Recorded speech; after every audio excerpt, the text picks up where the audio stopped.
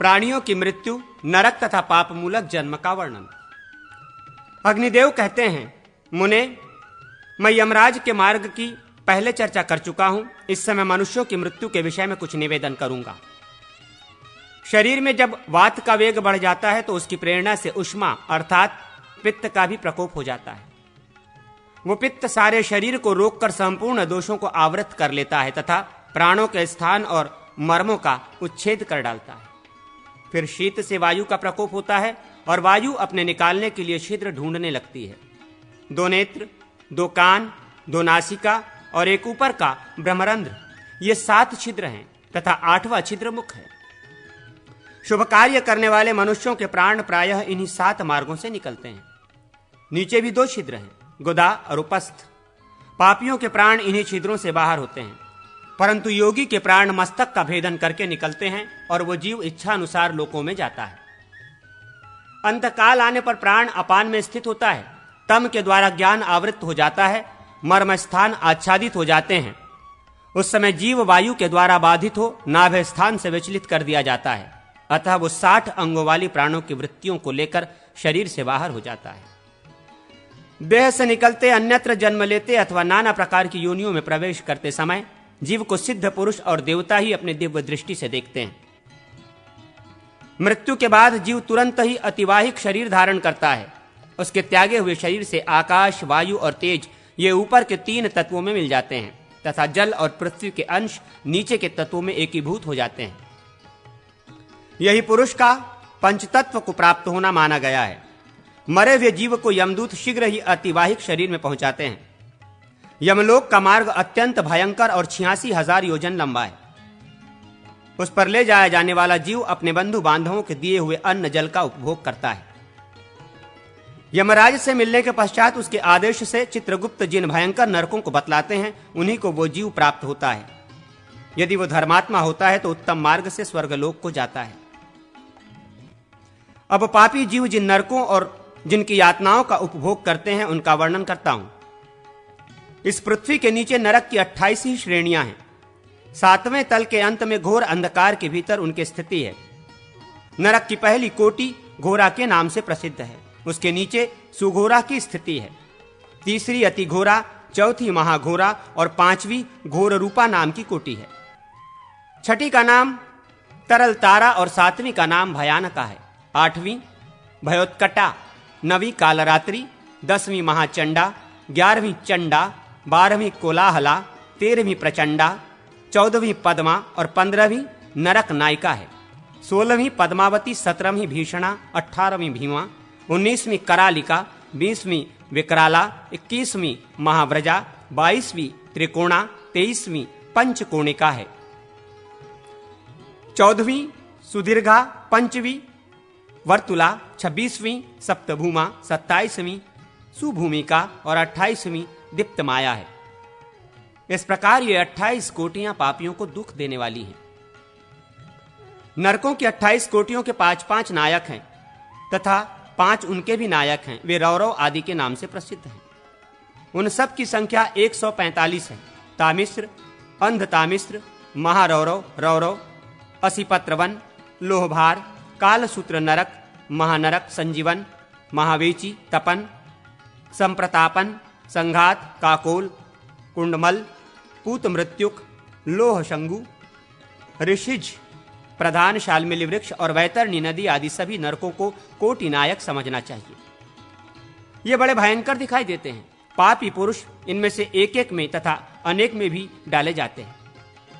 यातना देने वाले यमदूतों में किसी का मुख बिलाव के समान होता है तो किसी का उल्लू के समान, कोई गीदड़ के समान मुख वाले हैं तो कोई गृध्र के आदि के समान। वे मनुष्य को तेल के कड़ाहे में डालकर उसके नीचे आग जला देते हैं। किन्हीं को भाड़ में, किन्हीं को तांबे या तपाए हुए लोहे के बर्तनों में तथा बहुतों को आग की चिंगारियों में डाल देते हैं। कितनों को वे सूली पर चढ़ा देते हैं। बहुत से पापियों को नरक में डालकर उनके टुकड़े टुकड़े कर डालते हैं। कितने ही कोड़ों से पीटे जाते हैं और कितनों को तपाए हुए लोहे के गोले खिलाए जाते हैं। बहुत से यमदूत उनको धूली, विष्टा, रक्त और कफ आदि भोजन कराते तथा तपाई हुई मदिरा पिलाते हैं। बहुत से जीवों को वे आरे से चीर डालते हैं। कुछ लोगों को कोल्हू में पेरते हैं। कितनों को कौवे आदि नोच नोच कर खाते हैं। किन्हीं किन्हीं के ऊपर गर्म तेल छिड़का जाता है तथा कितने ही जीवों के मस्तक के अनेकों टुकड़े किए जाते हैं। उस समय पापी जीव अरे बाप रे कहकर चिल्लाते हैं और हाहाकार मचाते हुए अपने पाप कर्मों की निंदा करते हैं। इस प्रकार बड़े बड़े पातकों के फलस्वरूप भयंकर एवं निद्रित नरकों का कष्ट भोगकर कर्म क्षीण होने के पश्चात वे महापापी जीव पुनः इस मर्त्य लोक में जन्म लेते हैं। ब्रह्म हत्यारा पुरुष मृग, कुत्ते, सुअर और ऊंटों की योनि में जाता है। मदिरा पीने वाला गधे, चांडाल तथा मलेच्छों में जन्म पाता है। सोना चुराने वाले कीड़े मकोड़े और पतंगे होते हैं तथा गुरुपत्नी से गमन करने वाला मनुष्य तृण एवं लताओं में जन्म ग्रहण करता है। ब्रह्म हत्यारा राज यक्ष्मा का रोगी होता है। शराबी के दांत काले हो जाते हैं। सोना चुराने वाले का नख खराब होता है तथा गुरुपत्नी गामी के चमड़े दूषित होते हैं, अर्थात वो कोढ़ी हो जाता है। जो जिस पाप से संपर्क रखता है वो उसी का कोई चिन्ह लेकर जन्म ग्रहण करता है। अन्न चुराने वाला मायावी होता है। वाणी, कविता आदि की चोरी करने वाला गूंगा होता है। धान्य का अपहरण करने वाला जब जन्म ग्रहण करता है तब उसका कोई अंग अधिक होता है। चुगलखोर की नासिका से बदबू आती है। तेल चुराने वाला पुरुष तेल पीने वाला कीड़ा होता है तथा जो इधर की बातें उधर लगाया करता है उसके मुंह से दुर्गंध आती है। दूसरों की स्त्री तथा ब्राह्मण के धन का अपहरण करने वाला पुरुष निर्जन वन में ब्रह्म राक्षस होता है। रत्न चुराने वाला नीच जाति में जन्म लेता है। उत्तम गंध की चोरी करने वाला छछुंदर होता है। शाक पात चुराने वाला मुर्गा तथा अनाज की चोरी करने वाला चूहा होता है।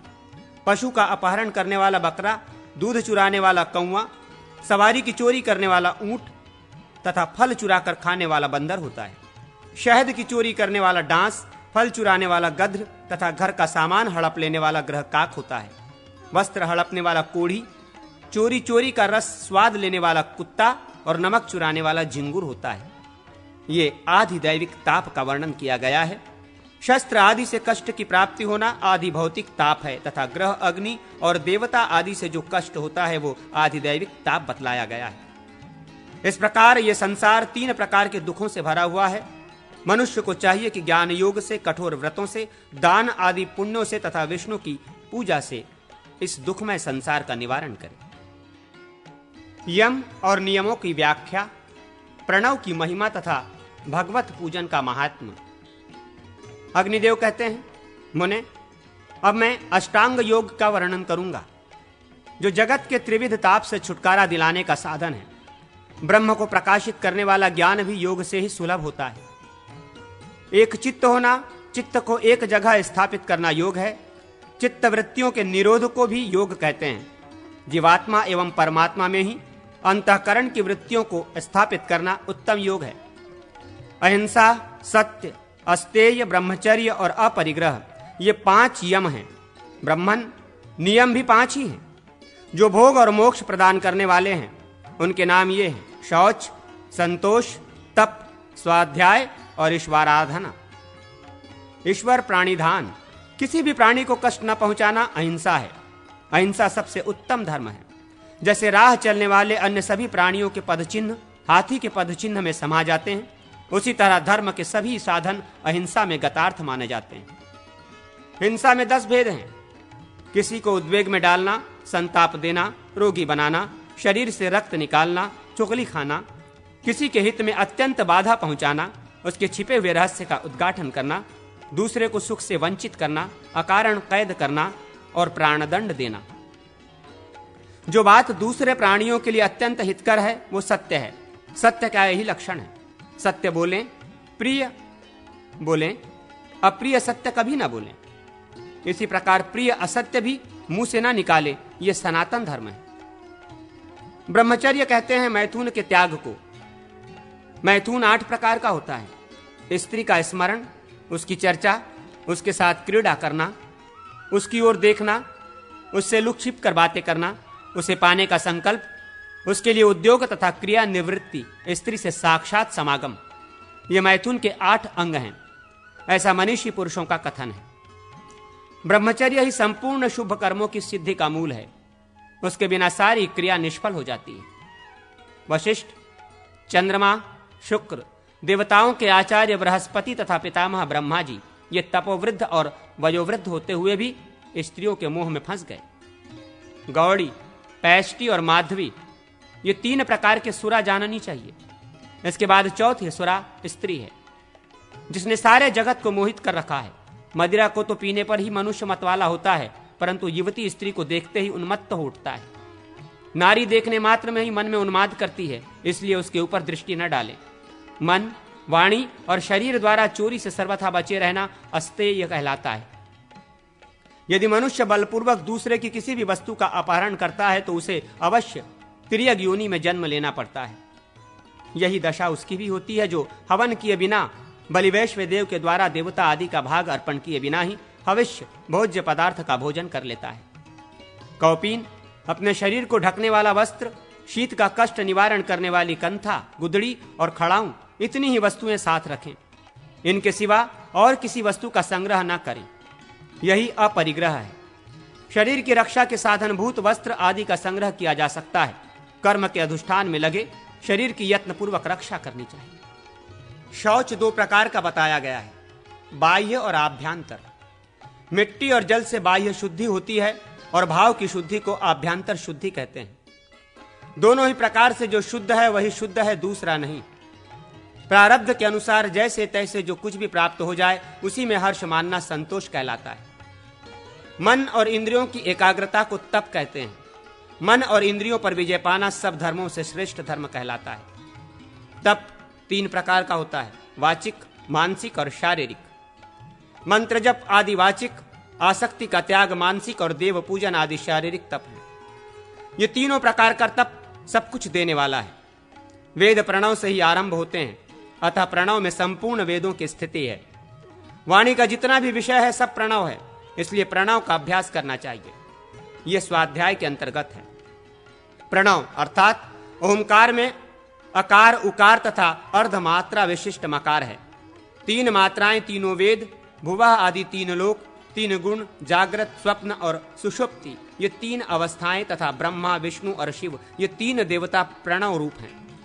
ब्रह्मा, विष्णु और रुद्र, स्कंद, देवी और महेश्वर तथा प्रद्युम्न, श्री और वासुदेव, ये सब क्रमशः ओमकार के ही स्वरूप हैं। ओमकार मात्रा से रहित अथवा अनंत मात्राओं से युक्त है। वो द्वैत की निवृत्ति करने वाला तथा शिव स्वरूप है। ऐसे ओमकार को जिसने ज्ञान लिया वही मुनि है, दूसरा नहीं। प्रणव की चतुर्थी मात्रा जो अर्धमात्रा के नाम से प्रसिद्ध है, गांधारी कहलाती है। वो प्रयुक्त होने पर मूर्धा में लक्षित होती है। वही तुरीय नाम से प्रसिद्ध परम ब्रह्म है। वो ज्योतिर्मय है। जैसे घड़े के भीतर रखा हुआ दीपक वहां प्रकाश करता है, वैसे ही मूर्धा में स्थित परम ब्रह्म भी भीतर अपने ज्ञान में ज्योति छिटकाए रखता है।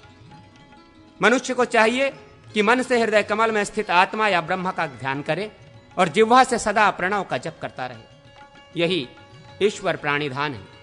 प्रणव धनुष है, जीवात्मा बाण है तथा ब्रह्म उसका लक्ष्य कहा जाता है। सावधान होकर उस लक्ष्य का भेदन करना चाहिए और बाण के समान उसमें तन्मय हो जाना चाहिए। ये एकाक्षर प्रणव ही ब्रह्म है। ये एकाक्षर ही परम तत्व है। उस एकाक्षर ब्रह्म को जानकर जो जिस वस्तु की इच्छा करता है उसको उसी की प्राप्ति हो जाती है। इस प्रणव का देवी गायत्री छंद है। अंतर्यामी ऋषि है, परमात्मा देवता है तथा भोग और मोक्ष की सिद्धि के लिए इसका विनियोग किया जाता है। इसके अंगन्यास की विधि इस प्रकार है। ओम भू अगन्यात्मने हृदयाय नमः। इस मंत्र से हृदय का स्पर्श करें। ओम भुव प्राजापत्यात्मने शिरसे स्वाहा, ऐसा कहकर मस्तक का स्पर्श करें। ओम स्व सर्वात्मने शिखाय वषट, इस मंत्र से शिखा का स्पर्श करें। अब कवच बताया जाता है। ओम भूर्वः स्वः सत्यामने कवचाय हम, इस मंत्र से दाहिने हाथ की उंगलियों द्वारा बाईं भुजा के मूल भाग का और बाएं हाथ की उंगलियों से दाहिनी बाह के मूल भाग का एक ही साथ स्पर्श करें। तत्पश्चात पुनः ओम भूर्वः स्वः सत्यामने अस्त्राय फट, ऐसा कहकर चुटकी बजाएं। इस प्रकार अंगन्यास करके भोग और मोक्ष की सिद्धि के लिए भगवान विष्णु का पूजन, उनके नामों का जप तथा उनके उपदेश से तिल और घी आदि का हवन करें। इससे मनुष्य की समस्त कामनाएं पूर्ण होती है। यही ईश्वर पूजन है। इसका निष्काम भाव से ही अनुष्ठान करना उत्तम है। जो मनुष्य प्रतिदिन 12,000 प्रणव का जप करता है उसको 12 महीने में परम ब्रह्म का ज्ञान हो जाता है। 1 करोड़ जप करने से अणिमा आदि सिद्धियां प्राप्त होती हैं। 1 लाख के जप से सरस्वती आदि की कृपा होती है। विष्णु का यजन 3 प्रकार का होता है, वैदिक तांत्रिक और मिश्र, तीनों में से जो अभिष्ट हो उसी एक विधि का आश्रय लेकर श्रीहरि की पूजा करनी चाहिए। जो मनुष्य दंड की भांति पृथ्वी पर पड़कर भगवान को साष्टांग प्रणाम करता है, उसे जिस उत्तम गति की प्राप्ति होती है वो सैकड़ों यज्ञों के द्वारा दुर्लभ है। जिसकी आराध्य देव में पराभक्ति है और जैसी देवता में है वैसी ही गुरु के प्रति भी है, उसी महात्मा को इन कहे हुए विषयों का यथार्थ ज्ञान होता है।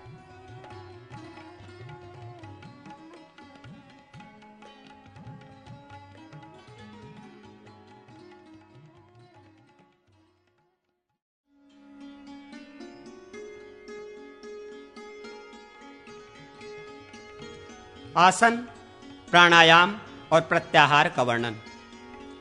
अग्निदेव कहते हैं, मुने, पद्मासन आदि नाना प्रकार के आसन बताए गए हैं। उनमें से कोई भी आसन बांधकर परमात्मा का चिंतन करना चाहिए। पहले किसी विशेष स्थान में अपने बैठने के लिए स्थिर आसन बिछावें, जो ना अधिक ऊंचा हो और ना अधिक नीचा। सबसे नीचे कुश का आसन हो, उसके ऊपर मृगचर्म और मृगचर्म के ऊपर वस्त्र बिछाया गया हो। उस आसन पर बैठकर मन और इंद्रियों की चेष्टाओं को रोकते हुए चित्त को एकाग्र करें तथा अंतःकरण की शुद्धि के लिए योगाभ्यास में संलग्न हो जाएं। उस समय शरीर, मस्तक और गले को अविचल भाव से एक सीध में रखते हुए स्थिर बैठें। केवल अपनी नासिका के अग्रभाग को देखें, अन्य दिशाओं की ओर दृष्टिपात न करें। दोनों पैरों की एड़ियों से अंडकोश और लिंग की रक्षा करते हुए दोनों उर्वों, जांघों के ऊपरी भुजाओं को यत्नपूर्वक तिरछी करके रखें तथा बाएं हाथ की हथेली पर दाहिने हाथ के पृष्ठभाग को स्थापित करें और मुंह को कुछ ऊंचा करके सामने की ओर स्थिर रखें। इस प्रकार बैठकर प्राणायाम करना चाहिए। अपने शरीर के भीतर रहने वाली वायु को प्राण कहते हैं, उसे रोकने का नाम है आयाम। अतः प्राणायाम का अर्थ हुआ प्राण वायु को रोकना। उसकी विधि इस प्रकार है।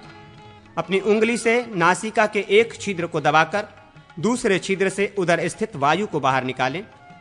रेचन अर्थात बाहर निकालने के कारण इस क्रिया को रेचक कहते हैं। तत्पश्चात चमड़े की धोंकनी के समान शरीर को बाहरी वायु से भरें। भर जाने पर कुछ काल तक स्थिर भाव से बैठा रहें। बाहर से वायु की पूर्ति करने के कारण इस क्रिया का नाम पूरक है। वायु भर जाने के पश्चात जब साधक न तो भीतरी वायु को छोड़ता है और न बाहरी वायु को ग्रहण ही करता है, अपितु भरे हुए घड़े की भांति अविचल भाव से स्थित रहता है, उस समय कुंभवत स्थिर होने के कारण उसकी वो चेष्टा कुंभक कहलाती है। 12 मात्रा पल का एक उद्दात होता है। इतनी देर तक वायु को रोकना कनिष्ठ श्रेणी का प्राणायाम है। 2 उद्दात अर्थात 24 मात्रा तक किया जाने वाला कुंभक मध्यम श्रेणी का माना गया है तथा 3 उद्दात यानी 36 मात्रा तक का कुंभक उत्तम श्रेणी का प्राणायाम है। जिससे शरीर से पसीने निकलने लगे, कंपकपी छा जाए तथा अभिघात लगने लगे, वो प्राणायाम उत्तम है। प्राणायाम की भूमिकाओं में से जिस पर भलीभांति अधिकार न हो जाए, उन पर सहसा आरोहण न करें, अर्थात क्रमशः अभ्यास बढ़ाते हुए उत्तरोत्तर भूमिकाओं में आरूढ़ होने का यत्न करें। प्राण को जीत लेने पर हिचकी और सांस आदि के रोग दूर हो जाते हैं तथा मल मूत्रादि के दोष भी धीरे धीरे कम हो जाते हैं। निरोग होना, तेज चलना, मन में उत्साह होना, स्वर में माधुर्य आना, बल बढ़ना, शरीर वर्ण में स्वच्छता का आना तथा सब प्रकार के दोषों का नाश हो जाना, ये प्राणायाम से होने वाले लाभ हैं। प्राणायाम 2 तरह के होते हैं, अगर्भ और सगर्भ। जप और ध्यान के बिना जो प्राणायाम किया जाता है उसका नाम अगर्भ है तथा जप और ध्यान के साथ किए जाने वाले प्राणायाम को सगर्भ कहते हैं। इंद्रियों पर विजय पाने के लिए सगर्भ प्राणायाम ही उत्तम होता है, उसी का अभ्यास करना चाहिए। ज्ञान और वैराग्य से युक्त होकर प्राणायाम के अभ्यास से इंद्रियों को जीत लेने पर सब पर विजय प्राप्त हो जाती है, जिसे स्वर्ग और नरक कहते हैं। वो सब इंद्रियां ही हैं। वे ही वश में होने पर स्वर्ग में पहुंचाती हैं और स्वतंत्र छोड़ देने पर नरक में ले जाती हैं। शरीर को रथ कहते हैं, इंद्रियां ही उसके घोड़े हैं। मन को सारथी कहा गया है और प्राणायाम को चाबुक माना गया है। ज्ञान और वैराग्य की बागडोर में बंधे हुए मनरूपी घोड़े को प्राणायाम से आबद्ध करके जब अच्छी तरह काबू में कर लिया जाता है तो वो धीरे धीरे स्थिर हो जाता है। जो मनुष्य 100 वर्षों से कुछ अधिक काल तक प्रतिमास कुश के अग्रभाग से जल की एक बूंद लेकर उसे पीकर रह जाता है, उसकी वो तपस्या और प्राणायाम दोनों बराबर है। विषयों के समुद्र में प्रवेश करके वहां फंसी हुई इंद्रियों को जो आहूत करके अर्थात लौटाकर अपने अधीन करता है, उसके इस प्रयत्न को प्रत्याहार कहते हैं। जैसे जल में डूबा हुआ मनुष्य उससे निकलने का प्रयत्न करता है, उसी प्रकार संसार समुद्र में डूबे हुए अपने आप को स्वयं ही निकालने का प्रयत्न करें। भोग रूपी नदी का वेग अत्यंत बढ़ जाने पर उससे बचने के लिए अत्यंत सुदृढ़ ज्ञान रूपी वृक्ष का आश्रय लेना चाहिए। ध्यान। अग्निदेव कहते हैं, मुने, ध्वेय चिंतायाम ये धातु है, अर्थात ध्वेय धातु का प्रयोग चिंतन के अर्थ में होता है। ध्वेय से ही ध्यान शब्द की सिद्धि होती है। अतः स्थिर चित्त से भगवान विष्णु का बारंबार चिंतन करना ध्यान कहलाता है। समस्त उपाधियों से मुक्त मन सहित आत्मा का ब्रह्म विचार में परायण होना भी ध्यान ही है। ध्येय रूप आधार में स्थित एवं सजातीय प्रतीतियों से युक्त चित्त को, जो विजातीय प्रतीतियों से रहित प्रतीति होती है, उसको भी ध्यान कहते हैं। जिस किसी प्रदेश में भी ध्येय वस्तु के चिंतन में एकाग्र हुए चित्त को प्रतीति के साथ जो अभेद भावना होती है, उसका नाम भी ध्यान है। इस प्रकार ध्यान परायण होकर जो अपने शरीर का परित्याग करता है, वो अपने कुल, स्वजन और मित्रों का उद्धार करके स्वयं भगवत स्वरूप हो जाता है। इस तरह जो प्रतिदिन एक या आधे मुहूर्त तक भी श्रद्धापूर्वक श्रीहरि का ध्यान करता है, वो भी जिस गति को प्राप्त करता है, उसे संपूर्ण महायज्ञों के द्वारा भी कोई नहीं पा सकता। तत्ववेत्ता योगी को चाहिए कि वो ध्याता, ध्यान, ध्येय तथा ध्यान का प्रयोजन इस प्रकार वस्तुओं का ज्ञान प्राप्त करके योग का अभ्यास करे। योगाभ्यास से मोक्ष तथा 8 प्रकार के महान ऐश्वर्यों, अणिमा आदि सिद्धियों की प्राप्ति होती है। जो ज्ञान वैराग्य से संपन्न, श्रद्धालु, क्षमाशील, विष्णु भक्त तथा ध्यान में सदा उत्साह रखने वाला हो, ऐसा पुरुष ही ध्याता माना गया है। व्यक्त और अव्यक्त जो कुछ प्रतीत होता है, वो सब परम ब्रह्म परमात्मा का ही स्वरूप है। इस प्रकार विष्णु का चिंतन करना ध्यान कहलाता है। सर्वज्ञ परमात्मा श्रीहरि को संपूर्ण कलाओं से युक्त तथा निष्कल जानना चाहिए। अणिमादि ऐश्वर्यों की प्राप्ति तथा मोक्ष ये ध्यान के प्रयोजन हैं। भगवान विष्णु ही कर्मों के फल की प्राप्ति कराने वाले हैं, अतः उन परमेश्वर का ध्यान करना चाहिए। वे ही ध्येय हैं। चलते फिरते, खड़े होते, सोते जागते, आंख खोलते और आंख मीचते, इस समय भी शुद्ध या अशुद्ध अवस्था में भी निरंतर परमेश्वर का ध्यान करना चाहिए। अपने देह रूपी मंदिर के भीतर मन में स्थित हृदय कमल रूपी पीठ के मध्य भाग में भगवान केशव की स्थापना करके ध्यान योग के द्वारा उनका पूजन करें। ध्यान यज्ञ श्रेष्ठ, शुद्ध और सब दोषों से रहित है। उसके द्वारा भगवान का यजन करके मनुष्य मोक्ष प्राप्त कर सकता है। बाह्य शुद्धि से युक्त यज्ञों द्वारा भी इस फल की प्राप्ति नहीं हो सकती। हिंसा आदि दोषों से मुक्त होने के कारण ध्यान अंतःकरण की शुद्धि का प्रमुख साधन और चित्त को वश में करने वाला है। इसलिए ध्यान यज्ञ सबसे श्रेष्ठ और मोक्ष रूपी फल प्रदान करने वाला है। अतः अशुद्ध एवं अनित्य बाह्य साधन यज्ञ आदि कर्मों का त्याग करके योग का ही विशेष रूप से अभ्यास करें। पहले विकारयुक्त, अव्यक्त तथा भोग से युक्त तीनों गुणों का क्रमशः अपने हृदय में ध्यान करें। तमोगुण को रजोगुण से आच्छादित करके रजोगुण को सत्वगुण से आच्छादित करें। इसके बाद पहले कृष्ण, फिर रक्त, तत्पश्चात श्वेत वर्ण वाले तीनों मंडलों का क्रमशः ध्यान करें। इस प्रकार जो गुणों का ध्यान बताया गया है वो अशुद्ध ध्येय है। उसका त्याग करके शुद्ध ध्येय का चिंतन करें। पुरुष आत्मा सत्वोपाधिक गुणों से अतीत 24 तत्वों से परे 25वां तत्व है, वो शुद्ध ध्येय है। पुरुष के ऊपर उन्हीं की नाभि से प्रकट हुआ एक दिव्य कमल स्थित है, जो प्रभु का ऐश्वर्य ही जान पड़ता है। उसका विस्तार 12 अंगुल है। वो शुद्ध, विकसित तथा श्वेत वर्ण का है। उसका मृणाल 8 अंगुल का है। उस कमल के 8 पत्तों की अणिमा आदि 8 ऐश्वर्य जानने चाहिए। उसकी कर्णिका का केसर ज्ञान तथा नाल उत्तम वैराग्य है। विष्णु धर्म ही उसकी जड़ है। इस प्रकार कमल का चिंतन करें। धर्म, ज्ञान, वैराग्य एवं कल्याण में ऐश्वर्य स्वरूप उस श्रेष्ठ कमल को, जो भगवान का आसन है, जानकर मनुष्य अपने सब दुखों से छुटकारा पा जाता है। उस कमल कर्णिका के मध्य भाग में ओमकार में ईश्वर का ध्यान करें। उनकी आकृति शुद्ध दीप शिखा के समान दैवीप्यमान एवं अंगूठे के बराबर है। वे अत्यंत निर्मल हैं।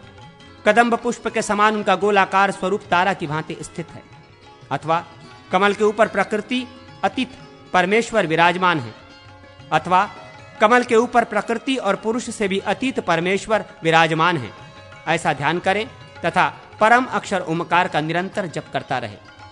साधक को अपने मन को स्थिर करने के लिए पहले स्थूल का ध्यान करना चाहिए, फिर क्रमशः मन के स्थिर हो जाने पर उसे सूक्ष्म तत्व के चिंतन में लगाना चाहिए। अब कमल आदि का ध्यान दूसरे प्रकार से बतलाया जाता है। नाभि मूल में स्थित जो कमल की नाल है उसका विस्तार 10 अंगुल है।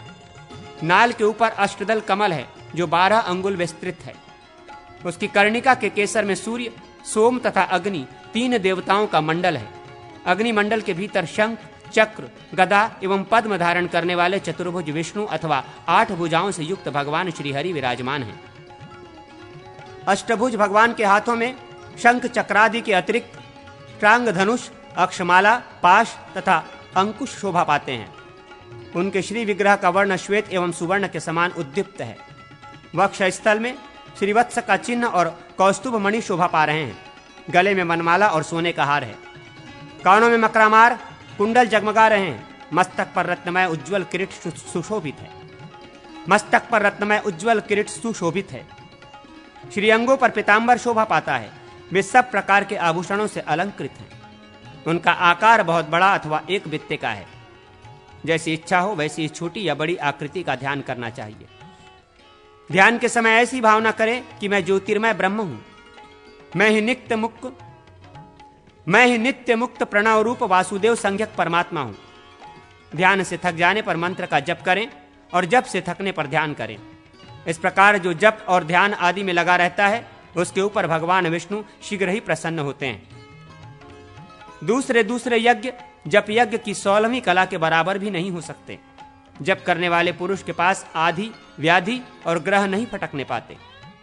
जप करने से भोग, मोक्ष तथा मृत्यु विजय रूप फल की प्राप्ति होती है। धारणा। अग्निदेव कहते हैं, मुने, ध्येय वस्तु में जो मन की स्थिति होती है उसे धारणा कहते हैं। ध्यान की ही भांति उसके भी 2 भेद हैं, साकार और निराकार। भगवान के ध्यान में जो मन को लगाया जाता है उसे क्रमशः मूर्त और अमूर्त धारणा कहते हैं। इस धारणा से भगवान की प्राप्ति होती है। जो बाहर का लक्ष्य है उससे मन जब तक विचलित नहीं होता तब तक किसी भी प्रदेश में मन की स्थिति को धारणा कहते हैं। देह के भीतर नियत समय तक जो मन को रोका रखा जाता है और वो अपने लक्ष्य से विचलित नहीं होता, यही अवस्था धारणा कहलाती है। 12 आयाम की धारणा होती है, 12 धारणा का ध्यान होता है तथा 12 ध्यान पर्यंत जो मन की एकाग्रता है उसे समाधि कहते हैं। जिसका मन धारणा के अभ्यास में लगा हुआ है उसी अवस्था में यदि उसके प्राणों का परित्याग हो जाए तो वह पुरुष अपने 21 पीढ़ी का उद्धार करके अत्यंत उत्कृष्ट स्वर्ग पद को प्राप्त होता है। योगियों के जिस अंग में व्याधि की संभावना हो उस अंग को बुद्धि से व्याप्त करके तत्वों की धारणा करनी चाहिए। द्विजोत्तम, आग्नेयी, वारुणी, ईशानी और अमृतात्मिकता, ये विष्णु की 4 प्रकार की धारणा करनी चाहिए। उस समय अग्नियुक्त शिखा मंत्र का, जिसके अंत में फट शब्द का प्रयोग होता है, जप करना उचित है। नाड़ियों के द्वारा विकट, दिव्य एवं शुभ शूलाग्र का वेधन करें। पैर के अंगूठे से लेकर कपोल तक किरणों का समूह व्याप्त है और वो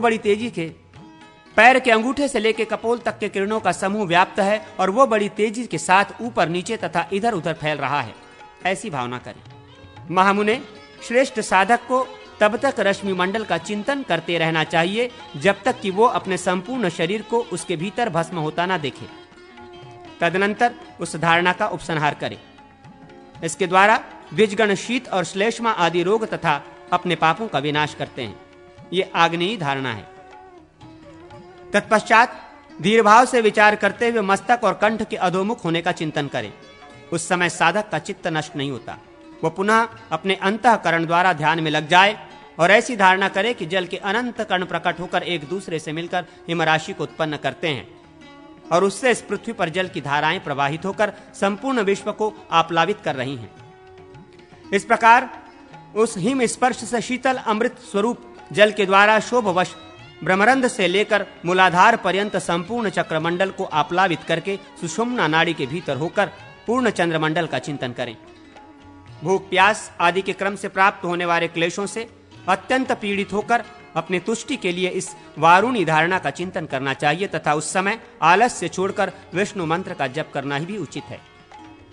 यह वारुणी धारणा बतलाई गई। अब ऐशानी धारणा का वर्णन सुनिए। प्राण और अपान का क्षय होने पर हृदय आकाश में परम ब्रह्म कमल के ऊपर विराजमान भगवान विष्णु के प्रसाद अनुग्रह का तब तक चिंतन करता रहे जब तक कि सारी चिंता का नाश न हो जाए। तत्पश्चात व्यापक ईश्वर रूप से स्थित होकर परम शांत निरंजन निराभास एवं अर्धचंद्र स्वरूप संपूर्ण महाभाव का जप और चिंतन करें। जब तक गुरु के मुख से जीवात्मा को ब्रह्म का ही अंश है या साक्षात ब्रह्म रूप नहीं लिया जाता, जब तक गुरु के मुख से जीवात्मा को ब्रह्म का ही अंश या साक्षात ब्रह्म रूप नहीं जान लिया जाता, तब तक ये संपूर्ण चराचर जगत असत्य होने पर भी सत्यवत प्रतीत होता है। उस परम तत्व का साक्षात्कार हो जाने पर ब्रह्मा से लेकर ये सारा चराचर जगत प्रमाता मान और मेय ध्याता ध्यान और ध्येय सब कुछ ध्यानगत हृदय कमल में लीन हो जाता है। जब होम और पूजन आदि को माता की दी हुई मिठाई की भांति मधुर एवं लाभकर जानकर विष्णु मंत्र के द्वारा उसका श्रद्धा पूर्वक अनुष्ठान करें। अब मैं अमृतमयी धारणा बतला रहा हूं। मस्तक की नाड़ी के केंद्र स्थान में पूर्ण चंद्रमा के समान आकार वाले कमल का ध्यान करें तथा प्रयत्न पूर्वक यह भावना करें कि आकाश में 10,000 चंद्रमा के समान प्रकाशमान एवं एक पूर्ण चंद्रमंडल उदित हुआ है जो कल्याणमय कल्लोलों से परिपूर्ण है। ऐसा ही ध्यान अपने हृदय कमल में भी करें और उसके मध्य भाग में अपने शरीर को स्थित रखें। धारणा आदि के द्वारा साधक के सभी क्लेश दूर हो जाते हैं। समाधि। अग्निदेव कहते हैं, जो चैतन्य स्वरूप से युक्त और प्रशांत समुद्र की भांति स्थिर हो, जिसमें आत्मा के सिवा अन्य किसी वस्तु की प्रतीति न होती हो, उस ध्यान को समाधि कहते हैं। जो ध्यान के समय अपने चित्त को ध्येय में लगाकर वायुहीन प्रदेश में जलती हुई अग्निशिखा की भांति अविचल एवं स्थिर भाव से बैठा रहता है, वो योगी समाधिस्थ कहा गया है। जो न सुनता है, न सूंघता है, न देखता है, न रसास्वादन करता है, न स्पर्श का अनुभव करता है, न मन में संकल्प उठने देता है, न अभिमान करता है और न बुद्धि से दूसरे किसी वस्तु को जानता ही है, केवल काष्ठ की भांति अविचल भाव से ध्यान में स्थित रहता है, ऐसे ईश्वर चिंतन परायण पुरुष को समाधिस्थ कहते हैं। जैसे वायु रहित स्थान में रखा हुआ दीपक कंपित नहीं होता, यही उस समाधिस्थ योगी के लिए उपमा मानी गई है। जो अपने आत्म स्वरूप श्री विष्णु के ध्यान में संलग्न रहता है, उसके सामने अनेक दिव्य विघ्न उपस्थित होते हैं। वे सिद्धि की सूचना देने वाले हैं। साधक ऊपर से नीचे गिराया जाता है, उसके कान में पीड़ा होती है, अनेक प्रकार के धातुओं के दर्शन होते हैं तथा उसे अपने शरीर से बड़ी वेदना का अनुभव होता है।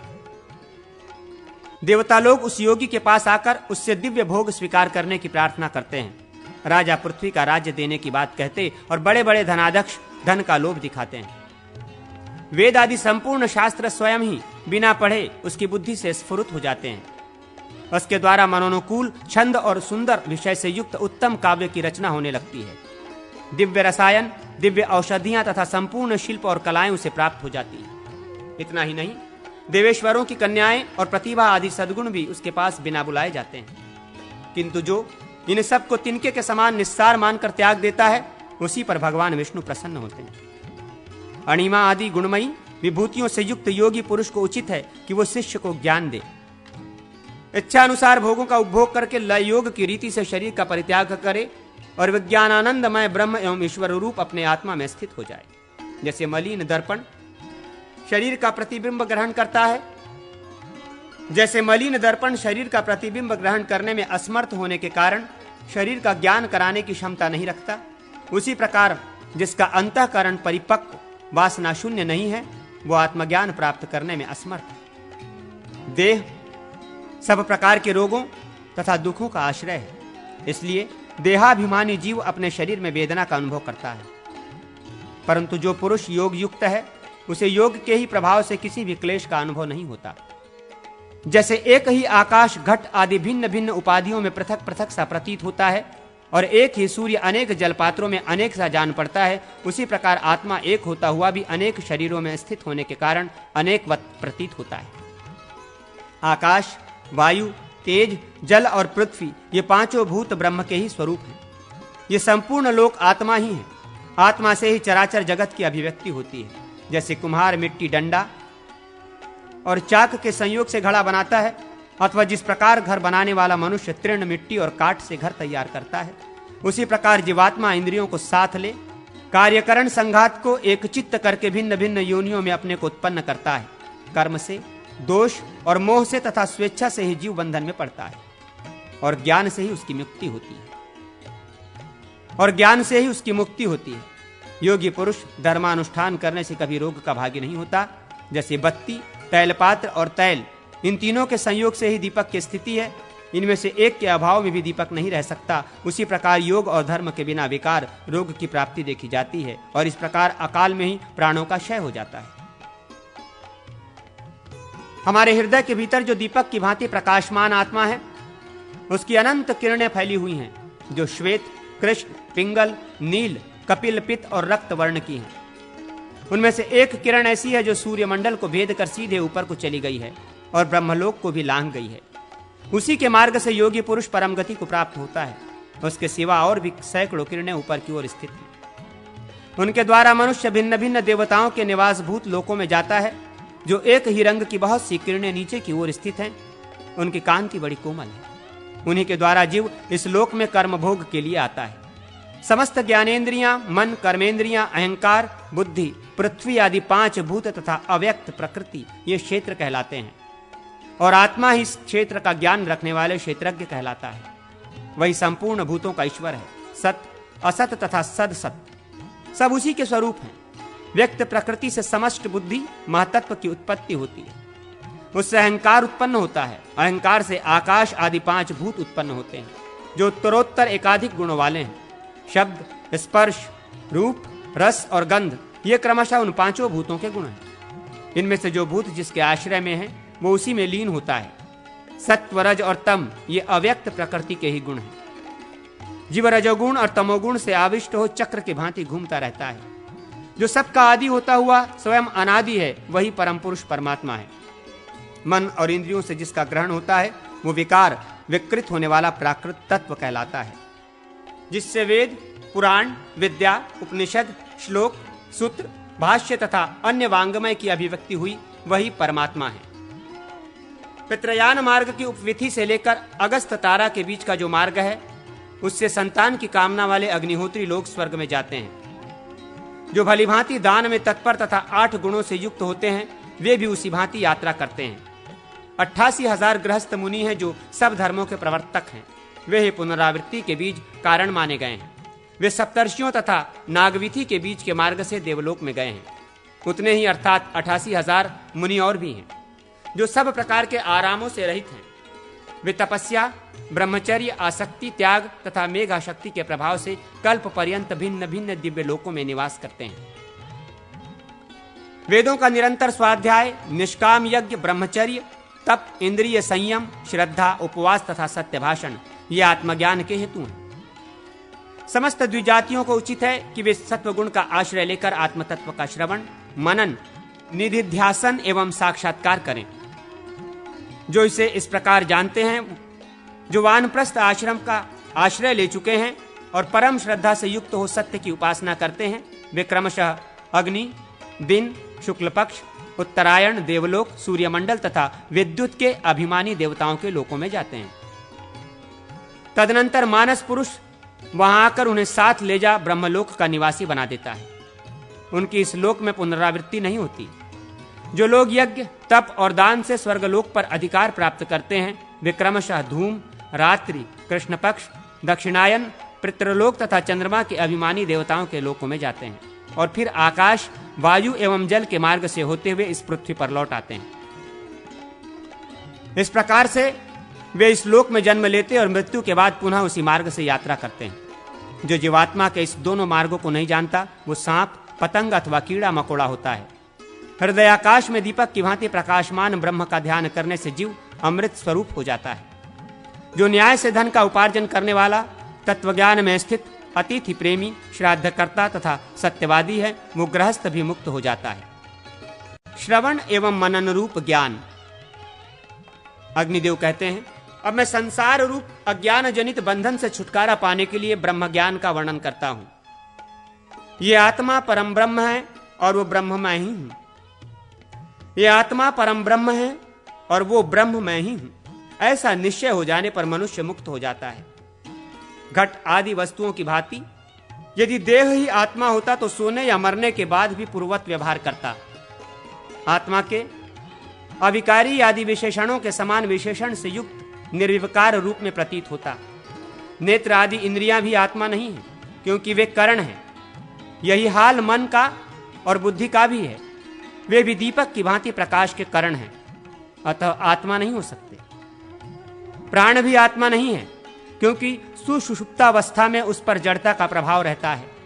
जागृत और स्वप्नावस्था में प्राण के साथ चैतन्य मिला सा रहता है, इसलिए उसका पृथक बोध नहीं होता, परंतु सुषुप्तावस्था में प्राण विज्ञान रहित है।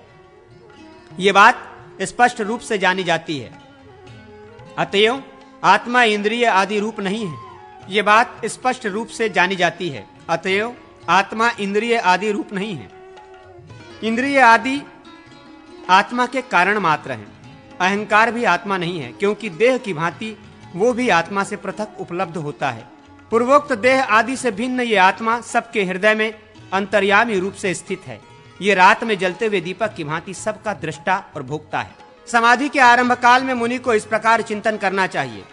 ब्रह्म से आकाश, आकाश से वायु, वायु से अग्नि, अग्नि से जल, जल से पृथ्वी तथा पृथ्वी से सूक्ष्म शरीर प्रकट हुआ है। अपंचीकृत भूतों से पंचीकृत भूतों की उत्पत्ति हुई है। फिर स्थूल शरीर का ध्यान करके ब्रह्म में उसके लय होने की भावना करें। पंजीकृत भूत तथा उनके कार्यों को विराट कहते हैं।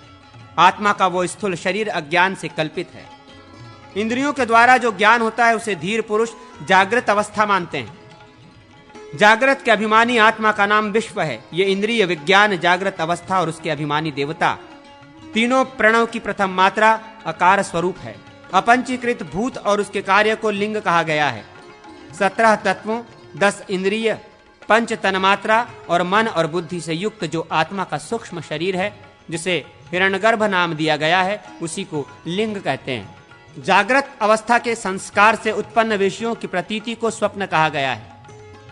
उसका अभिमानी आत्मा तेजस नाम से प्रसिद्ध है। वो जागृत के प्रपंच से पृथक तथा प्रणव की दूसरी मात्रा उकार रूप है। स्थूल तथा सूक्ष्म दोनों शरीरों का एक ही कारण है, आत्मा। आभासयुक्त ज्ञान को अध्याहर्त ज्ञान कहते हैं। इन अवस्थाओं का साक्षी ब्रह्म न सत है, न असत, न सदसत रूप ही है। वो न तो अवयव युक्त है और न अवयव से रहित, न भिन्न है न अभिन्न, भिन्नाभिन्न रूप भी नहीं है। वो सर्वथा अनिर्वचनीय है। इस बंधनभूत संसार की सृष्टि करने वाला भी वही है। ब्रह्म एक है और केवल ज्ञान से प्राप्त होता है। कर्मों द्वारा उसकी उपलब्धि नहीं हो सकती। जब ब्रह्म ज्ञान के साधनभूत इंद्रियों का सर्वथा लय हो जाता है, केवल बुद्धि की ही स्थिति रहती है, उस अवस्था को सुषुप्ति कहते हैं। बुद्धि और सुषुप्ति दोनों के अभिमानी आत्मा का नाम प्राज्ञ है। ये तीनों मकार एवं प्रणव रूप माने गए हैं। ये प्राज्ञ ही अकार, उकार और मकार स्वरूप है।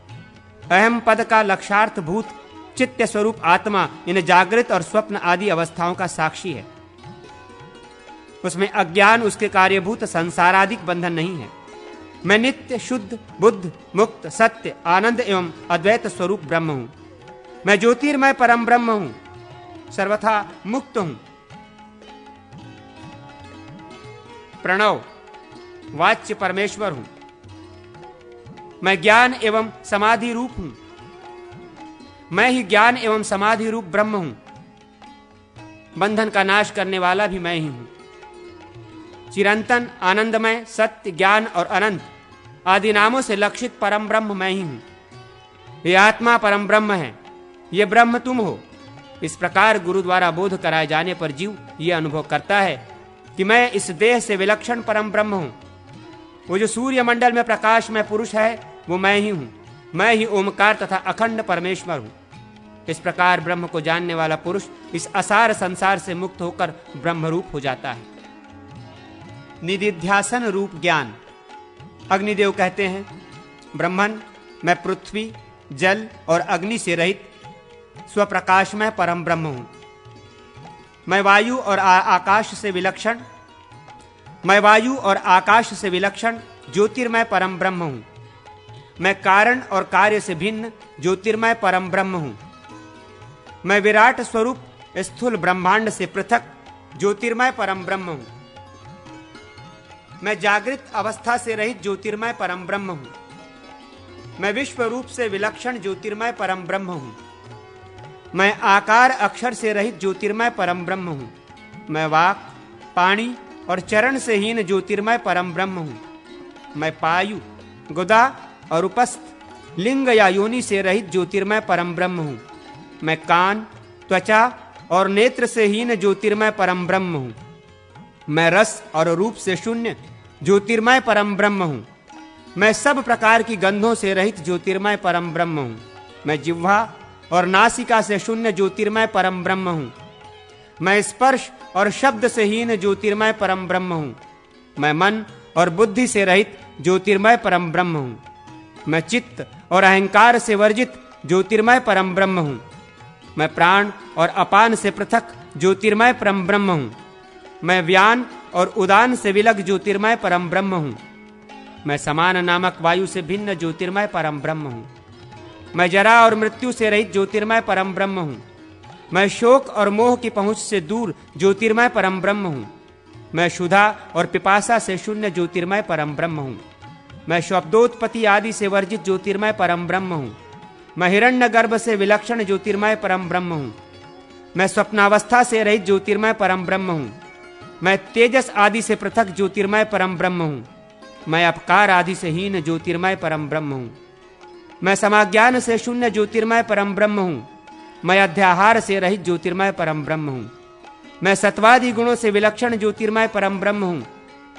मैं सत्व सद्दाव से रहित ज्योतिर्मय परम ब्रह्म हूं। मैं सब अवयवों से रहित ज्योतिर्मय परम ब्रह्म हूं। मैं भेदाभेद से रहित ज्योतिर्मय परम ब्रह्म हूं। मैं सुषुप्तावस्था में शून्य ज्योतिर्मय परम ब्रह्म हूं। मैं प्राज्ञ भाव से रहित ज्योतिर्मय परम ब्रह्म हूं। मैं मकारादि से रहित ज्योतिर्मय परम ब्रह्म हूं। मैं माम और मेय से रहित ज्योतिर्मय परम ब्रह्म हूं। मैं मीति, माप और माता माप करने वाली से भिन्न ज्योतिर्मय परम ब्रह्म हूं। मैं साक्षित्व आदि से रहित ज्योतिर्मय परम ब्रह्म हूं। मैं कार्य कारण से भिन्न ज्योतिर्मय परम ब्रह्म हूं। मैं देह, इंद्रिय, मन, बुद्धि, प्राण और अहंकार रहित तथा जागृत, स्वप्न और सुषुप्ति आदि से मुक्त तुरीय ब्रह्म हूं। मैं नित्य, शुद्ध, बुद्ध, मुक्त, सत्य, आनंद और अद्वैत रूप ब्रह्म हूं। मैं विज्ञान युक्त ब्रह्म हूं। मैं सर्वथा मुक्त और प्राण प्रणव। मैं सर्वथा मुक्त और प्रणव रूप हूं। मैं सर्वथा मुक्त और प्रणव रूप हूं। मैं ज्योतिर्मय परम ब्रह्म हूं और मोक्ष देने वाला समाधि रूप परमात्मा भी मैं ही हूं। भगवत स्वरूप का वर्णन तथा ब्रह्म भाव की प्राप्ति का उपाय।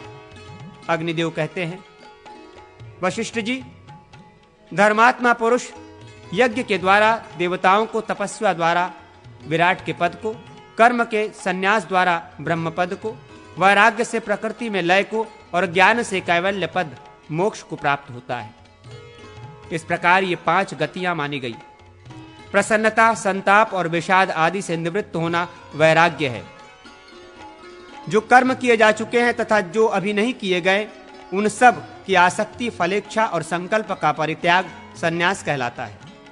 ऐसा हो जाने पर अव्यक्त से लेकर विशेष पर्यंत सभी पदार्थों के प्रति अपने मन में कोई विकार नहीं रह जाता। जड़ और चेतन की भिन्नता का ज्ञान विवेक होने से ही परमार्थ ज्ञान की प्राप्ति बतलाई जाती है। परमात्मा सबके आधार हैं, वे ही परमेश्वर हैं। वेदों और वेदांतों, उपनिषदों में विष्णु नाम से उनका यशोगान किया जाता है। वे यज्ञों के स्वामी हैं। प्रवृत्ति मार्ग से चलने वाले लोग यज्ञ पुरुष के रूप में उनका यजन करते हैं तथा निवृत्ति मार्ग के पथिक ज्ञान योग के द्वारा उन ज्ञान स्वरूप परमात्मा का साक्षात्कार करते हैं। ह्रस्व, दीर्घ और प्लुत आदि वचन उन पुरुषोत्तम के ही स्वरूप हैं। महामुने, उनकी प्राप्ति के 2 हेतु बताए गए हैं, ज्ञान और कर्म। ज्ञान 2 प्रकार का है, आगमजन्य और विवेकजन्य। शब्द ब्रह्म, वेदादि शास्त्र और प्रणव का बोध आगमजन्य है तथा परम ब्रह्म का ज्ञान विवेकजन्य ज्ञान है। ब्रह्म 2 प्रकार से जानने योग्य है, शब्द ब्रह्म और परम ब्रह्म। वेदादि विद्या को शब्द ब्रह्म या अपर ब्रह्म कहते हैं। और सत्व स्वरूप अक्षर तत्व परम ब्रह्म कहलाता है। यह परम ब्रह्म ही भगवत शब्द का मुख्य वाच्यार्थ है। पूजा, सम्मान आदि अन्य अर्थों में जो उसका प्रयोग होता है वो औपचारिक गौण है। महामुने, भगवत शब्द में जो भकार है उसके दो अर्थ हैं, पोषण करने वाला और सबका आधार, तथा गकार का अर्थ है नेता, कर्मफल की प्राप्ति कराने वाला, गमयिता, प्रेरक और सृष्टा, सृष्टि करने वाला, संपूर्ण ऐश्वर्य, पराक्रम अथवा धर्म, यश, श्री, ज्ञान और वैराग्य, इन छह का नाम भग है। विष्णु में संपूर्ण भूत निवास करते हैं। वे भगवान सबके धारक तथा ब्रह्मा, विष्णु तथा शिव इन तीनों रूप में विराजमान है। अतः श्री हरि में ही भगवान पद मुख्य वृत्ति से विद्यमान है। अन्य किसी के लिए तो उसका उपचार गौण वृत्ति से ही प्रयोग होता है। जो संपूर्ण प्राणियों के उत्पत्ति, विनाश, आवागमन तथा विद्या अविद्या को जानता है वही भगवान कहलाने योग्य है। त्याग करने योग्य दुर्गुण आदि को छोड़कर संपूर्ण ज्ञान, शक्ति, परम ऐश्वर्य, वीर्य तथा समग्र तेज ये भगवत शब्द के वाच्यार्थ हैं। पूर्व काल में राजा केशिध्वज ने खांडिक्य जनक से इस प्रकार उपदेश किया था। अनात्मा में जो आत्मबुद्धि होती है, उसके स्वरूप की भावना होती है, वही अविद्या जनित संसार बंधन का कारण है। इस अज्ञान की अहंता और ममता दो रूपों में स्थित है। देहाभिमानी जीव मोहांधकार से आच्छादित हो कुत्सित बुद्धि के कारण इस पांच भौतिक शरीर में ये दृढ़ भावना कर लेता है कि मैं ही ये देह हूँ। इस पांच भौतिक शरीर में ये दृढ़ भावना कर लेता है कि मैं ही ये देह हूँ। इसी प्रकार इस शरीर से उत्पन्न किए हुए पुत्र पौत्र आदि में ये मेरे हैं, ऐसी निश्चित धारणा बना लेता है। विद्वान पुरुष अनात्मभूत शरीर में समभाव रखता है। उसके प्रति वो राग द्वेष के वशीभूत नहीं होता। मनुष्य अपने शरीर की भलाई के लिए ही सारे कार्य करता है, किंतु जब पुरुष से शरीर भिन्न है किंतु जब पुरुष से शरीर भिन्न है तो वो सारा कर्म केवल बंधन का ही कारण होता है। वास्तव में तो आत्मा निर्वाणमय, शांत, ज्ञानमय तथा निर्मल है। दुखानुभव रूप जो धर्म है वो प्रकृति का है, आत्मा का नहीं। जैसे जल स्वयं तो अग्नि से असंग है, किंतु आग पर रखी हुई बटलोई के संसर्ग से उसमें ताप जनित खलखलाहट आदि के शब्द होते हैं। महामुने, इसी प्रकार आत्मा भी प्रकृति के संग से अहंता, ममता आदि दोष स्वीकार करके प्राकृत धर्मों को ग्रहण करता है। वास्तव में तो वो उनसे सर्वथा भिन्न और अविनाशी है। विषयों में आसक्त हुआ मन बंधन का कारण होता है। वही जब विषयों से निवृत्त हो जाता है तो ज्ञान प्राप्ति में सहायक होता है। अतः मन को विषयों से हटाकर ब्रह्म स्वरूप श्रीहरि का स्मरण करना चाहिए। मुने, जैसे चुंबक पत्थर लोहे को अपनी ओर खींच लेता है, उसी प्रकार जो ब्रह्म का ध्यान करता है उसे वो ब्रह्म अपनी ही शक्ति से अपने स्वरूप में मिला लेता है। अपने प्रयत्न की अपेक्षा से जो मन की विशिष्ट गति होती है उसका ब्रह्म से संयोग होना है योग कहलाता है। अपने प्रयत्न की अपेक्षा से जो मन की विशिष्ट गति होती है उसका ब्रह्म से संयोग होना ही योग कहलाता है। जो पुरुष स्थिर भाव से समाधि में स्थित होता है वो परम ब्रह्म को प्राप्त होता है। अतः यम, नियम, प्रत्याहार, प्राणजय, प्राणायाम इंद्रियों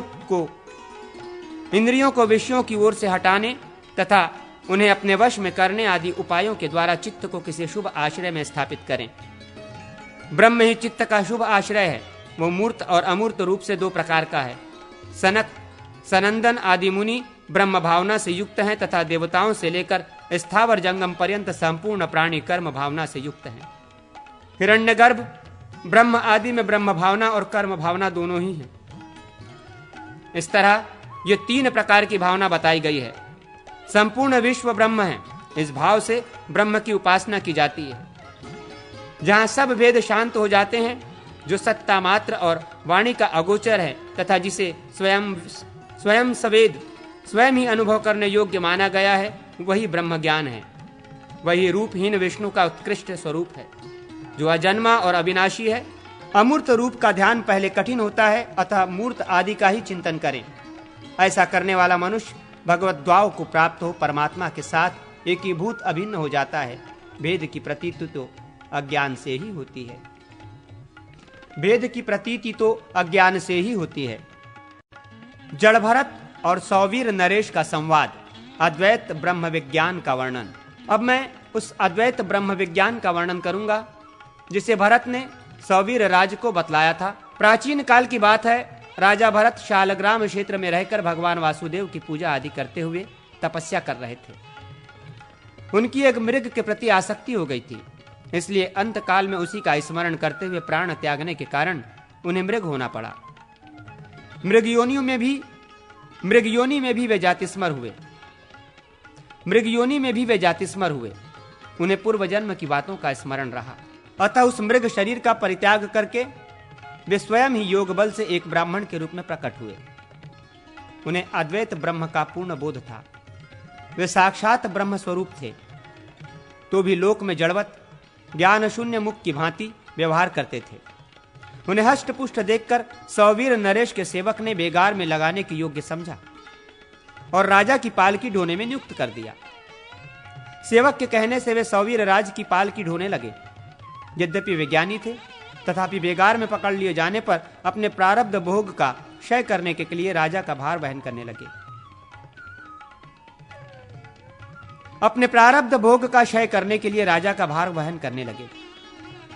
परंतु उनकी गति मंद थी। वे पालकी में पीछे की ओर जाने लगे थे तथा उनके सिवा दूसरे जितने कहार थे वे सब के सब तेज चल रहे थे। वे पालकी में पीछे की ओर लगे थे तथा उनके सिवा दूसरे जितने कहार थे वे सब के सब तेज चल रहे थे। राजा ने देखा अन्य कहार शीघ्रगामी है तथा तीव्र गति से चल रहे हैं, ये जो नया आया है उसकी गति बहुत मंद है। तब वे बोले। राजा ने कहा, अरे क्या तू थक गया? अभी तो तूने थोड़ी ही दूर तक मेरी पालकी ढोई है, क्या परिश्रम नहीं सहा जाता? क्या तू मोटा ताजा नहीं है? देखने में तो खूब मुस्तंड जान पड़ता है। ब्राह्मण ने कहा, राजन, न मैं मोटा हूं, न मैंने तुम्हारी पालकी ढोई है, न मुझे थकावट आई है, न परिश्रम करना पड़ा, न मुझ पर तुम्हारा कुछ भार ही है। पृथ्वी पर दोनों पैर हैं, पैरों पर जंघाएं हैं, जंघाओं के ऊपर उरु और उरुओं के ऊपर उदर पेट है, उदर के ऊपर वक्ष स्थल, भुजाएं और कंधे हैं तथा कंधों के ऊपर ये पालकी रखी गई है। फिर मेरे ऊपर ये कौन सा भार है? इस पालकी पर तुम्हारा कहा जाने वाला यह शरीर रखा हुआ है। वास्तव में तुम वहां पालकी में हो और मैं यहां पृथ्वी पर हूं। ऐसा जो कहा जाता है वो सब मिथ्या है। सौवीर नरेश, मैं, तुम या अन्य जितने भी जीव हैं, सबका भार पंचभूतों के द्वारा ही ढोया जा रहा है। ये पंचभूत भी गुणों के प्रवाह में पड़कर चल रहे हैं। पृथ्वीनाथ सत्व आदि गुण कर्मों के अधीन है तथा कर्म अविद्या के द्वारा संचित है। जो संपूर्ण जीवों में वर्तमान है, आत्मा तो शुद्ध, अक्षर, अविनाशी, शांत, निर्गुण और प्रकृति से परे है। संपूर्ण प्राणियों में एक ही आत्मा है। उसकी न तो कभी वृद्धि होती है और न ह्रास ही होता है। राजन, अब उसकी वृद्धि नहीं होती और ह्रास भी नहीं होता, तो तुमने किस युक्ति से व्यंग पूर्वक यह प्रश्न किया कि क्या तू मोटा ताजा नहीं है? यदि पृथ्वी, पैर, जंघा, उरु, कटी और उदर आदि आधारों पर, यदि पृथ्वी, पैर, जंघा, उरु, कटी और उदर, यदि पृथ्वी, पैर, जंघा, उरु, कटी और उदर आदि, यदि पृथ्वी, पैर, जंघा, उरु, कटी और उदर आदि आधारों एवं कंधों पर रखी हुई ये पालकी मेरे लिए भार स्वरूप हो सकती है, तो ये आपत्ति तुम्हारे लिए भी समान ही है, अर्थात तुम्हारे लिए भी ये भार रूप कही जा सकती है। तथा इस युक्ति से अन्य सभी जंतुओं ने भी केवल पालकी ही नहीं उठा रखी है, पर्वत, पेड़, घर और पृथ्वी आदि का भार भी अपने ऊपर ले रखा है। नरेश, सोचो तो सही, जब प्रकृति जन्य साधनों से पुरुष सर्वथा भिन्न है, तो कौन सा महान भार मुझे सहन करना पड़ता है? जिस द्रव्य से ये पालकी बनी है, उसी से मेरे, तुम्हारे तथा इन संपूर्ण प्राणियों के शरीरों का निर्माण हुआ है। इन्हें सब की समान द्रव्यों से पुष्टि हुई है। ये सुनकर राजा पालकी से उतर पड़े और ब्राह्मण के चरण पकड़कर क्षमा मांगते हुए बोले, भगवान, अब पालकी छोड़कर मुझ पर कृपा कीजिए। मैं आपके मुख से कुछ सुनना चाहता हूं, मुझे उपदेश दीजिए। साथ ही ये भी बताइए कि आप कौन हैं और किस निमित्त अथवा किस कारण से यहां आपका आगमन हुआ है। ब्राह्मण ने कहा, राजन सुनो, मैं अमुक हूं, ये बात नहीं कही जा सकती। क्या तुमने जो आने का कारण पूछा है उसके संबंध में मुझे इतना ही कहना है, तथा तुमने जो आने का कारण पूछा है उसके संबंध में मुझे इतना ही कहना है कि कहीं भी आने जाने की क्रिया कर्मफल का उपभोग करने के लिए होती है। सुख दुख के उपभोग ही भिन्न भिन्न देश अथवा शरीर आदि की प्राप्ति कराने वाले हैं, तथा धर्माधर्म जनित सुख दुखों को भोगने के लिए ही जीव नाना प्रकार के देश अथवा शरीर आदि को प्राप्त होता है।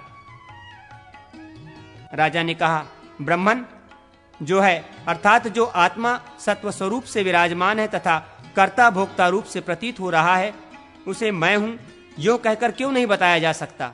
द्विजवर, आत्मा के लिए अहम शब्द का प्रयोग तो दोषावह नहीं जान पड़ता। ब्राह्मण ने कहा, राजन, आत्मा के लिए अहम शब्द का प्रयोग दोषावह नहीं है। तुम्हारा यह कथन बिल्कुल ठीक है, परंतु अनात्मा में आत्मतत्व का बोध कराने वाला अहम शब्द तो दोषावह है ही। परंतु अनात्मा में आत्मत्व का बोध कराने वाला अहम शब्द तो दोषावह है ही। अथवा जहां कोई भी शब्द ब्रह्मपूर्ण अर्थ को लक्षित कराता हो, वहां उसका प्रयोग दोषयुक्त ही है। जब संपूर्ण शरीर में एक ही आत्मा की स्थिति है, तो कौन तुम और कौन मैं हूं, ये सब बातें व्यर्थ हैं।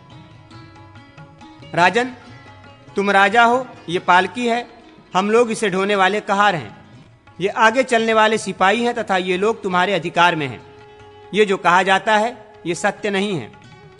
वृक्ष से लकड़ी होती है और लकड़ी से ये पालकी बनी है जिसके ऊपर तुम बैठे हो। सवीर नरेश, बोलो तो इसका वृक्ष और लकड़ी नाम क्या हो गया?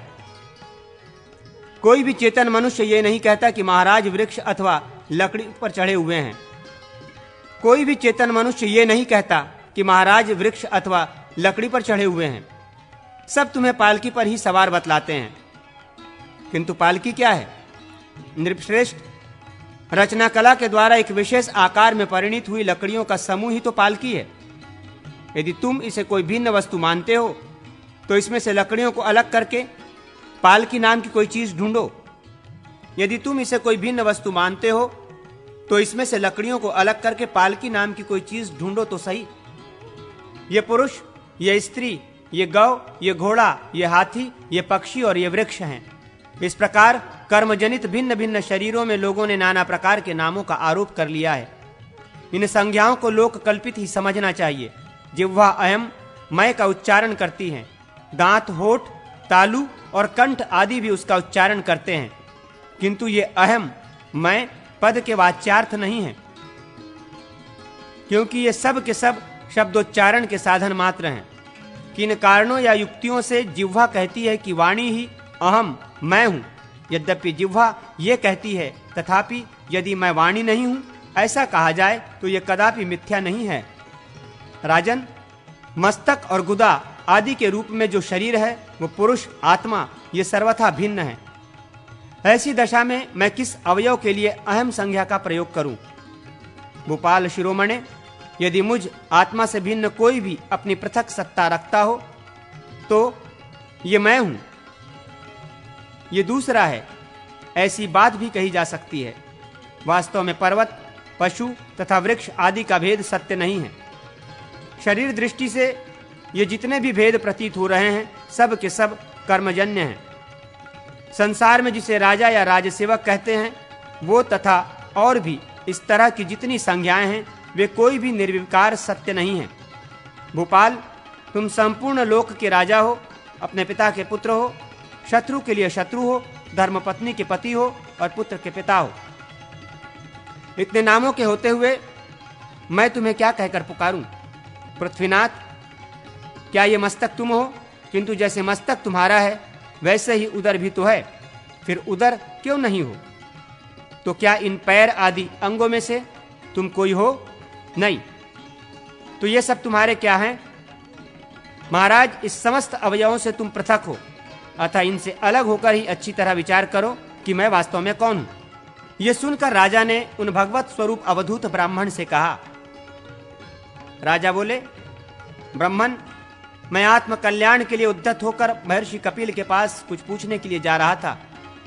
आप भी मेरे लिए इस पृथ्वी पर महर्षि कपिल के ही अंश हैं, अतः आप ही मुझे ज्ञान दें, जिससे ज्ञान रूपी महासागर की प्राप्ति होकर परम कल्याण की सिद्धि हो। वो उपाय मुझे बताइए। ब्राह्मण ने कहा, राजन, तुम फिर कल्याण का ही उपाय पूछने लगे। परमार्थ क्या है ये नहीं पूछते। परमार्थ ही सब प्रकार के कल्याणों का स्वरूप है। मनुष्य देवताओं की आराधना करके धन संपत्ति की इच्छा करता है, पुत्र और राज्य पाना चाहता है, किंतु सौवीर नरेश, तुम ही बताओ, क्या यही उसका श्रेय है? इसी से उसका कल्याण होगा? विवेकी पुरुष की दृष्टि में तो परमात्मा की प्राप्ति ही श्रेय है। यज्ञादि की क्रिया तथा द्रव्य की सिद्धि को वो श्रेय नहीं मानता। परमात्मा और आत्मा का संयोग, उनके एकत्व का बोध ही परमार्थ माना गया है। परमात्मा एक अर्थात अद्वितीय है। वो सर्वत्र समान रूप से व्यापक, शुद्ध, निर्गुण, प्रकृति से परे, जन्म वृद्धि आदि से रहित, सर्वगत, अविनाशी, उत्कृष्ट, ज्ञान स्वरूप, गुण जाति आदि के संसर्ग से रहित एवं विभु है। अब मैं तुम्हें निदाध और ऋतु, ऋभु का संवाद सुनाता हूं। ध्यान देकर सुनो। ऋतु ब्रह्मा जी के पुत्र और ज्ञानी थे। पुलत्स्य नंदन निदाध ने उनकी शिष्यता ग्रहण की। ऋतु से विद्या पढ़ लेने के पश्चात निदाध देविका नदी के तट पर एक नगर में जाकर रहने लगे। ऋतु ने अपने शिष्य के निवास स्थान का पता लगा लिया था। 1000 दिव्य वर्ष बीतने के पश्चात एक दिन ऋतु निदाध को देखने के लिए गए। उस समय निदाध बलिवैश्व देव के अनंतर अन्न भोजन करके अपने शिष्य से कह रहे थे, भोजन के बाद मुझे तृप्ति हुई है, क्योंकि भोजन ही अक्षय तृप्ति प्रदान करने वाला है। ये कहकर वे तत्काल आए हुए अतिथि से भी तृप्ति के विषय में पूछने लगे। तब ऋतु ने कहा, ब्राह्मण, जिसको भूख लगी होती है उसी को भोजन के पश्चात तृप्ति होती है। मुझे तो कभी भूख ही नहीं लगी, फिर मेरी तृप्ति के विषय में क्यों पूछते हो? भूख और प्यास देह के धर्म हैं। मुझे आत्मा का ये कभी स्पर्श नहीं करते। तुमने पूछा इसलिए कहता हूं, मुझे सदा ही तृप्ति बनी रहती है। पुरुष आत्मा आकाश की भांति सर्वत्र व्याप्त है और मैं वो प्रत्यगात्मा ही हूं। अतः तुमने जो मुझसे ये पूछा कि आप कहां से आते हैं, ये प्रश्न कैसे सार्थक हो सकता है? मैं न कहीं जाता हूं, न आता हूं, और न किसी एक स्थान में रहता हूं। न तुम मुझसे भिन्न हो, न मैं तुमसे अलग हूं। जैसे मिट्टी का घर मिट्टी से लीपने पर सुदृढ़ होता है, उसी प्रकार ये पार्थिव देह ही पार्थिव अन्न के परमाणुओं से पुष्ट होता है। ब्राह्मण, मैं तुम्हारा आचार्य ऋतु हूं और तुम्हें ज्ञान देने के लिए यहां आया हूं। अब जाऊंगा। तुम्हें परमार्थ तत्व का उपदेश कर दिया। इस प्रकार तुम इस संपूर्ण जगत को एकमात्र वासुदेवक संग परमात्मा का ही स्वरूप समझो। इसमें भेद का सर्वथा अभाव है।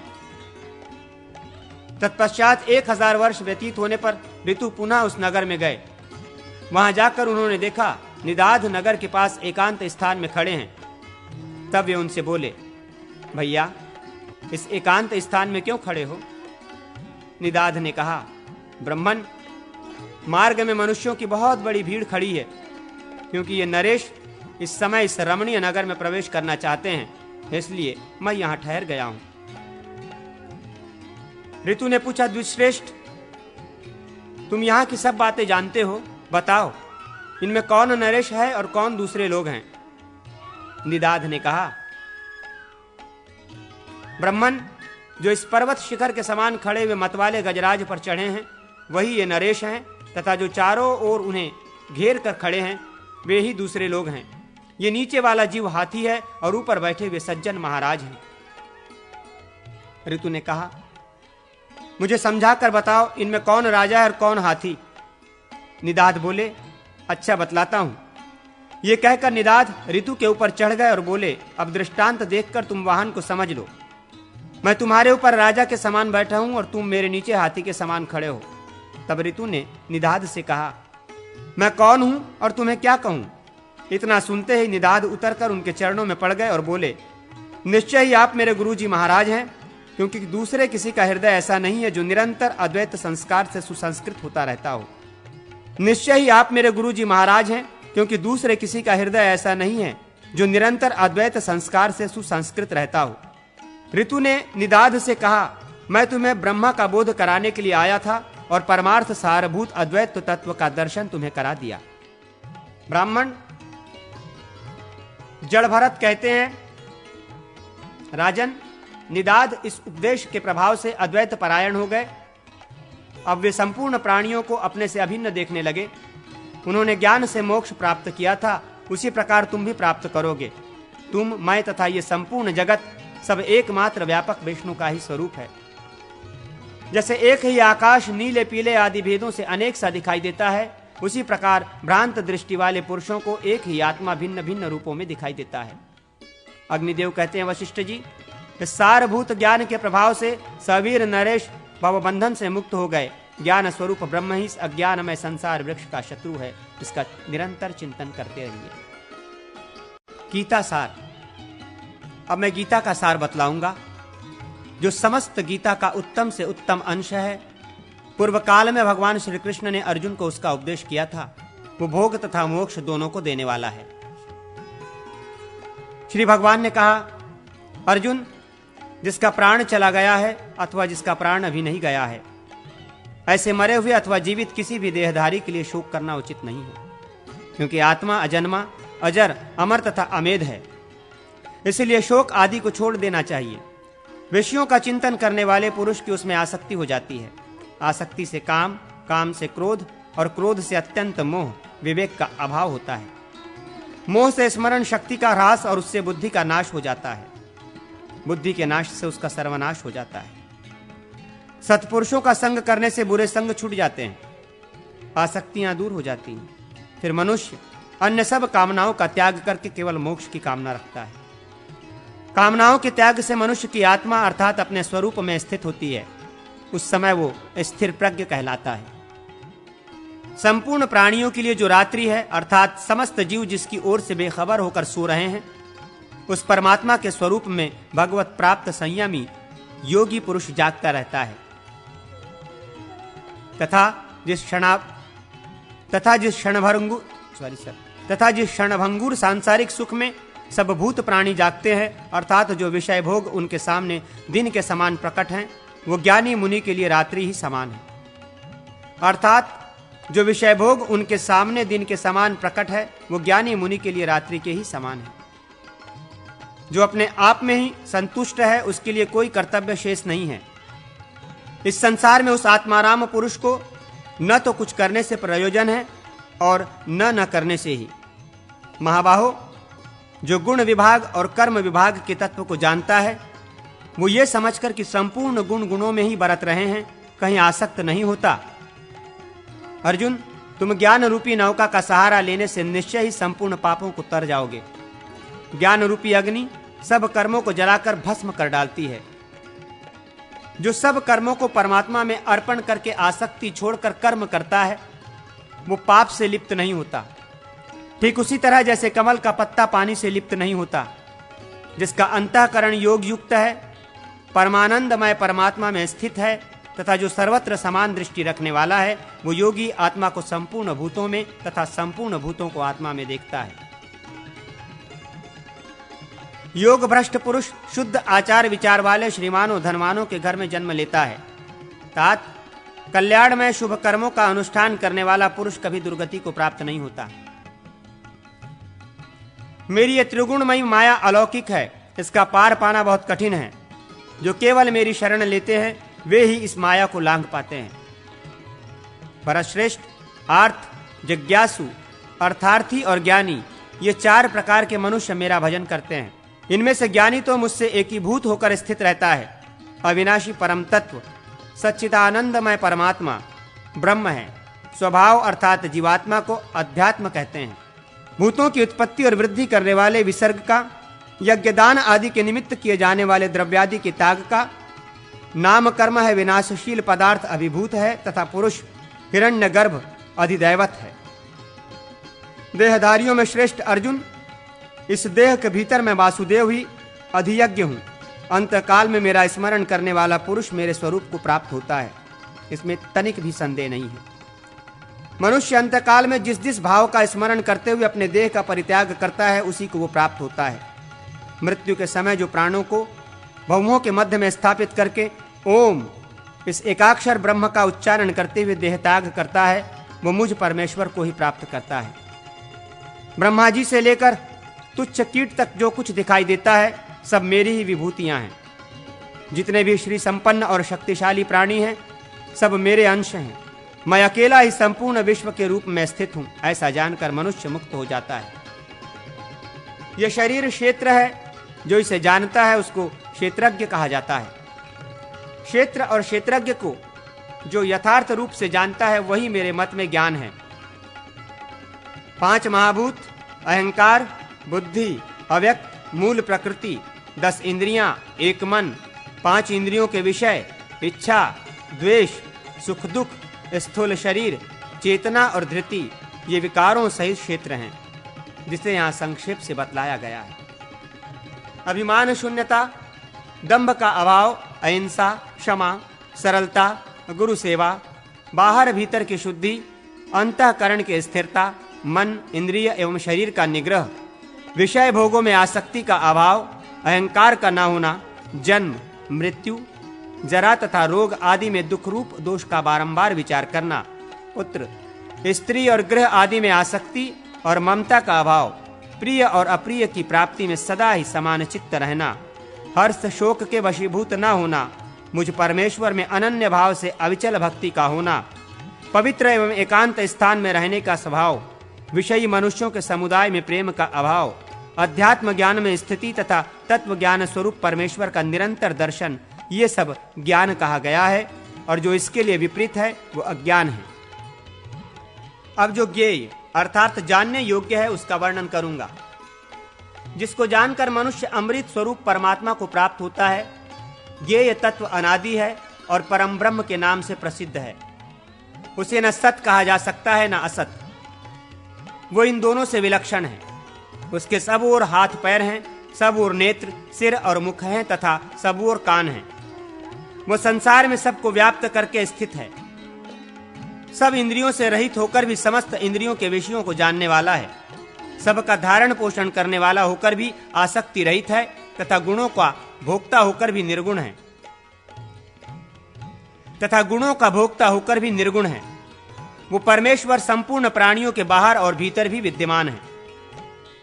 चर और अचर सब उसी के स्वरूप हैं। सूक्ष्म होने के कारण वो अविज्ञेय है, वही निकट है और वही दूर।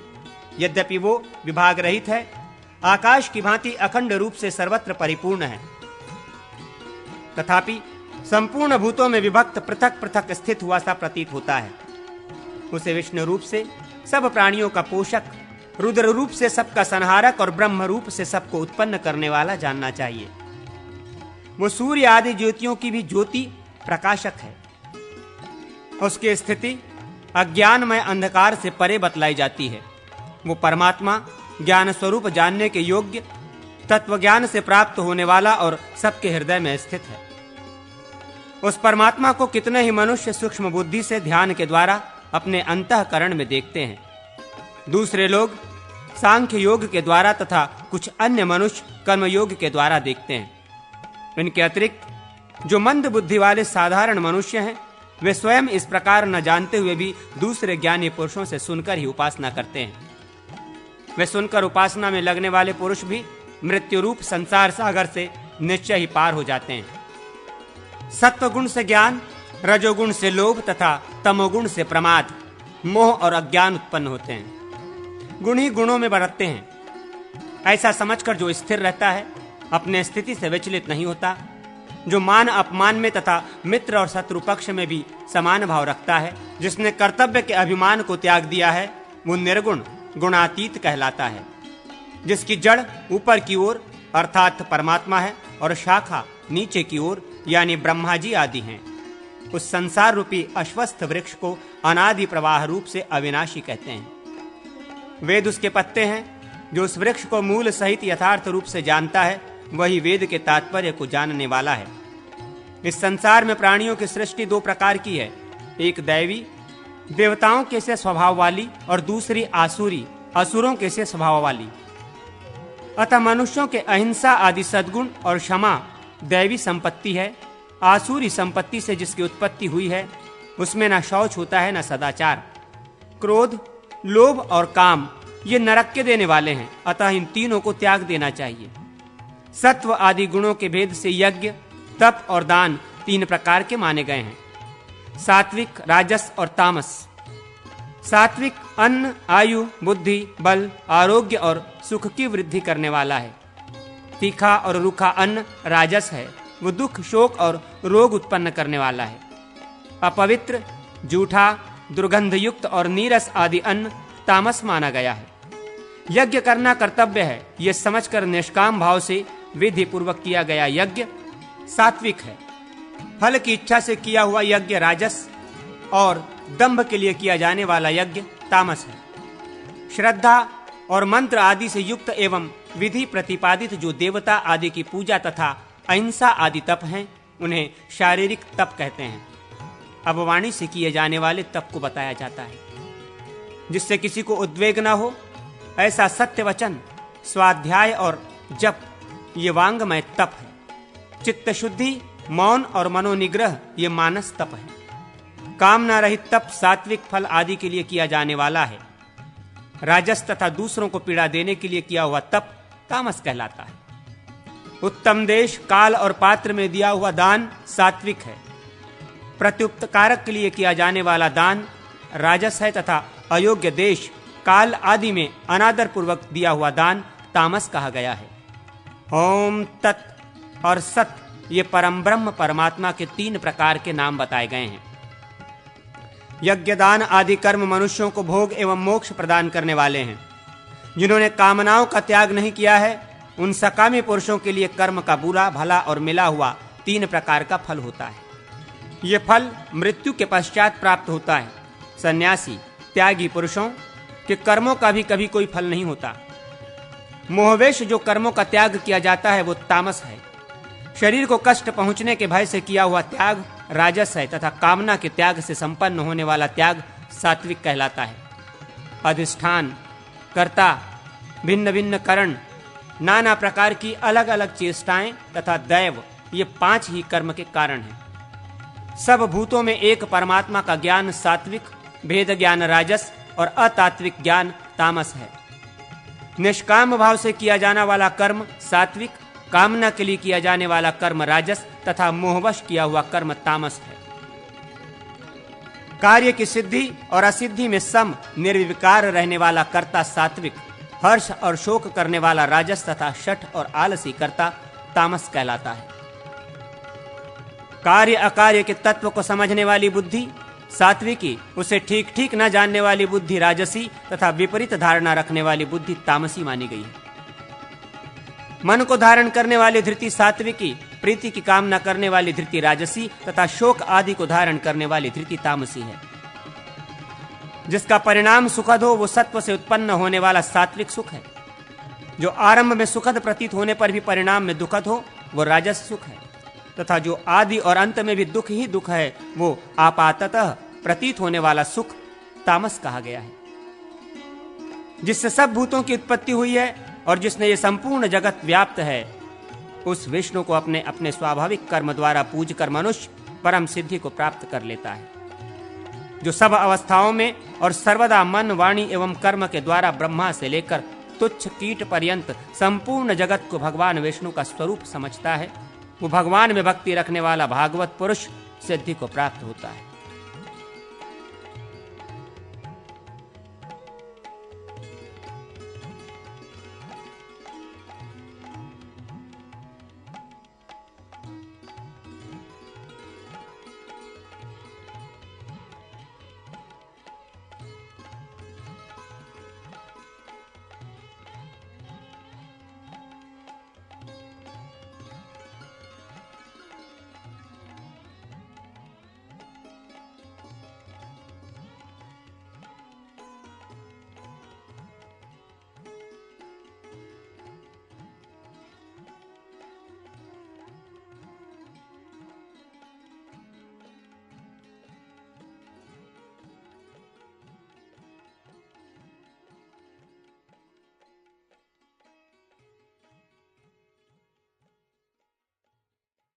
अग्निदेव कहते हैं, ब्रह्मन, अब मैं यमगीता का वर्णन करूंगा जो यमराज के द्वारा नचिकेता के प्रति कही गई थी। ये पढ़ने और सुनने वालों को भोग प्रदान करती है तथा मोक्ष की अभिलाषा रखने वाले सत्पुरुषों को मोक्ष देने वाली है।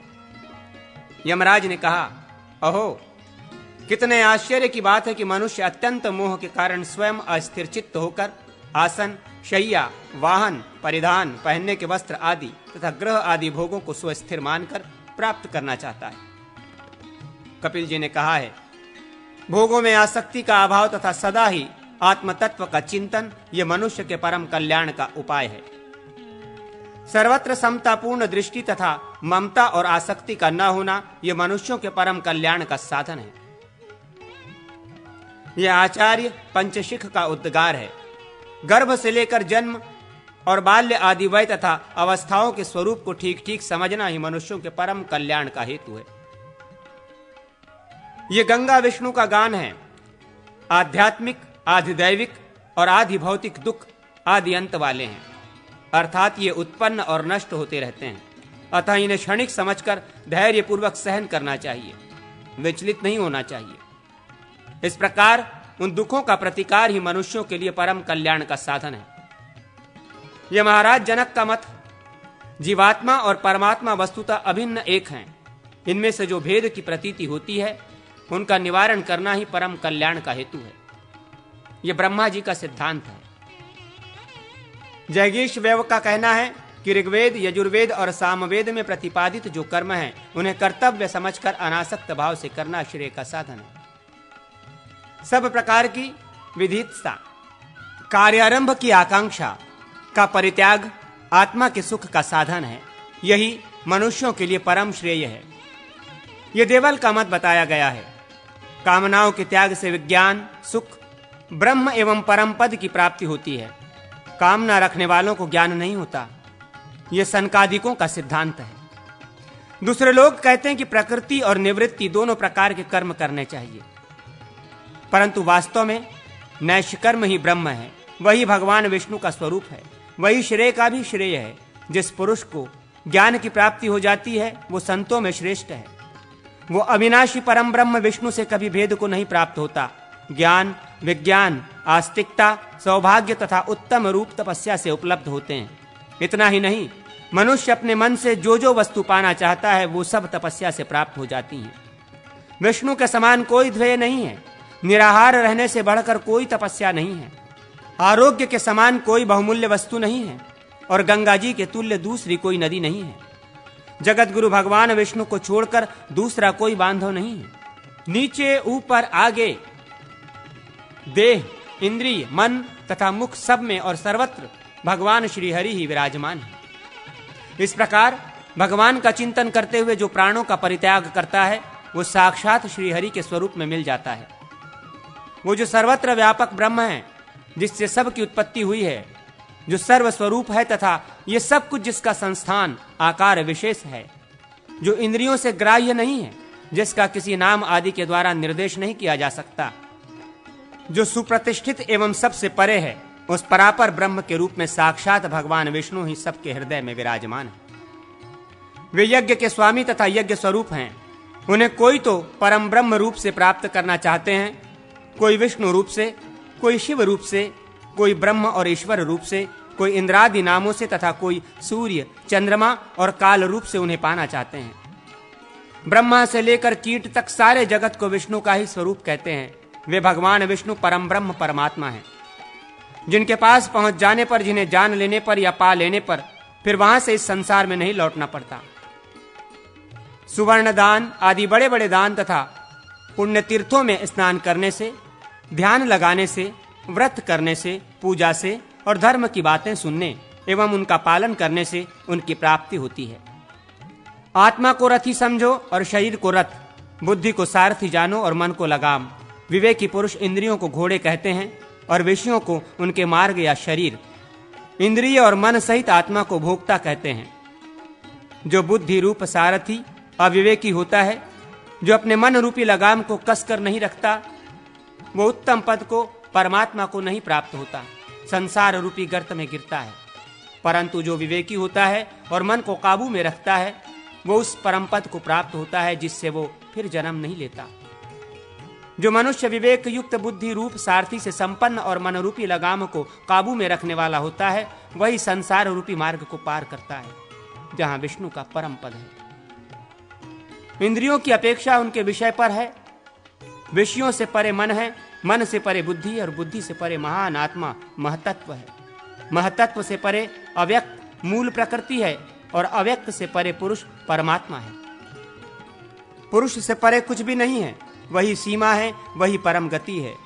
संपूर्ण भूतों में छिपा हुआ यह आत्मा प्रकाश में नहीं आता, सूक्ष्मदर्शी पुरुष अपनी तीव्र एवं सूक्ष्म बुद्धि से ही उसे देख पाते हैं। विद्वान पुरुष वाणी को मन में और मन को विज्ञानमय बुद्धि में लीन करें। इसी प्रकार बुद्धि को महतत्व में और महतत्व को शांत आत्मा में लीन करें। यम नियमादि साधनों से ब्रह्मा और आत्मा की एकता को जानकर मनुष्य सत्व स्वरूप ब्रह्म ही हो जाता है। अहिंसा, सत्य, अस्तेय, चोरी का अभाव, ब्रह्मचर्य और अपरिग्रह, संग्रह न करना, ये 5 यम कहलाते हैं। नियम भी 5 ही हैं। शौच, बाहर भीतर की पवित्रता, संतोष, उत्तम तप, स्वाध्याय और ईश्वर पूजा। आसन बैठने की प्रक्रिया का नाम है। उसके पद्मासन आदि कई भेद हैं। प्राण वायु को जीतना प्राणायाम है। इंद्रियों का निग्रह प्रत्याहार कहलाता है।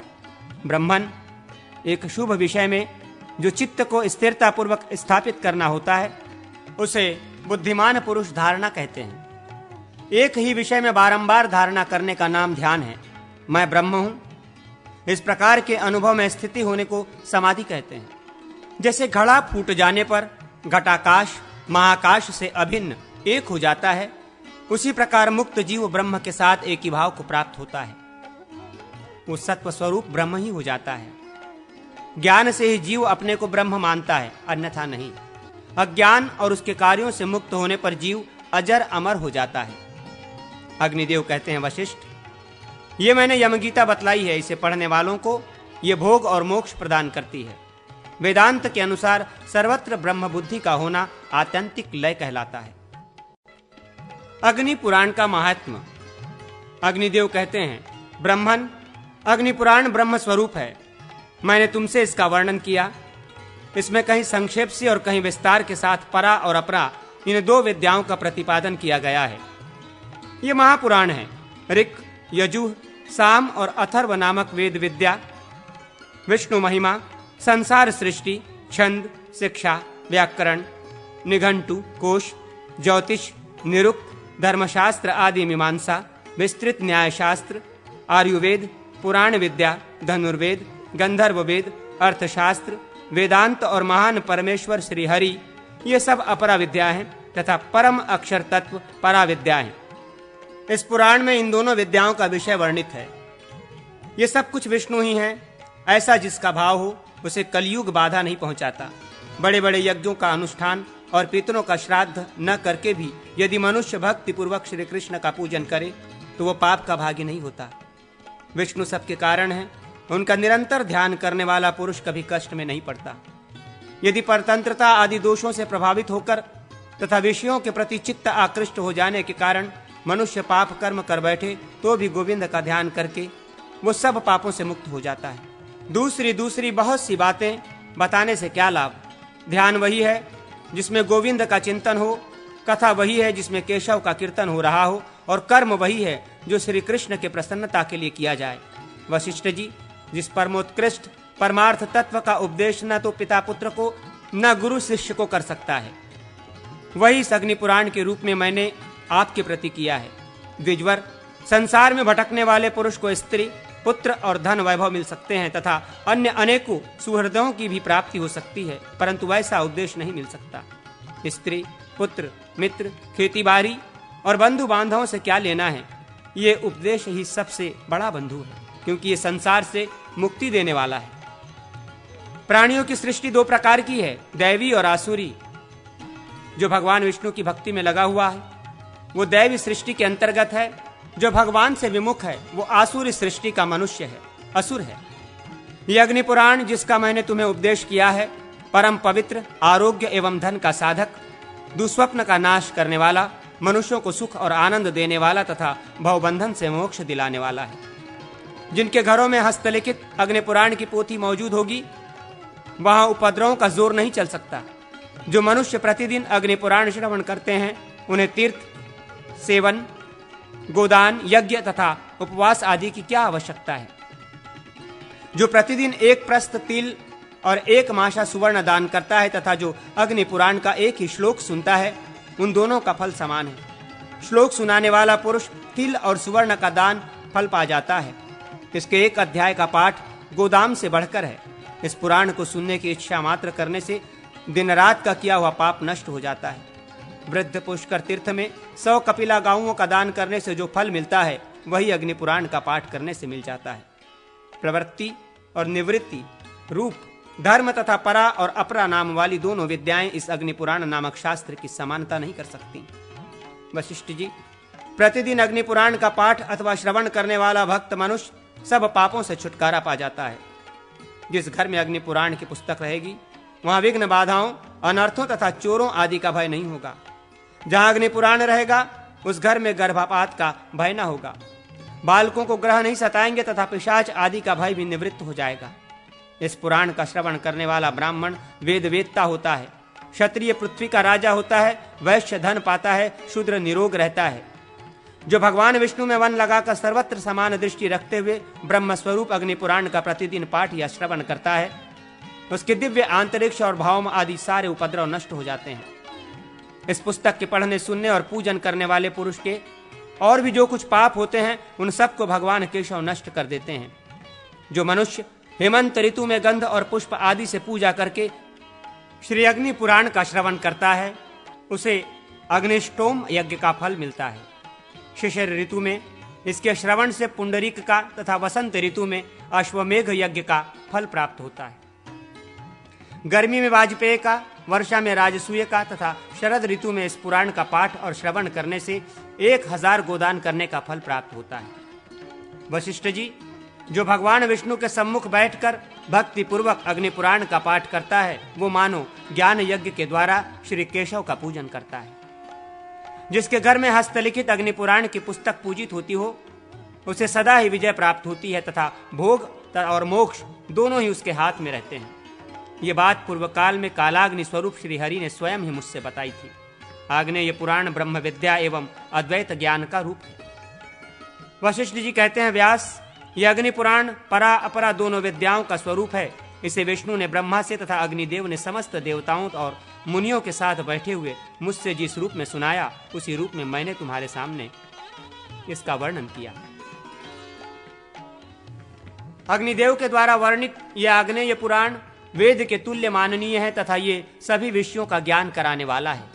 व्यास, जो इसका पाठ या श्रवण करेगा, जो इसे स्वयं लिखेगा या दूसरों से लिखाएगा, शिष्यों को पढ़ाएगा या सुनाएगा अथवा इस पुस्तक का पूजन या धारण करेगा, वो सब पापों से मुक्त एवं पूर्ण मनोरथ होकर स्वर्गलोक में जाएगा।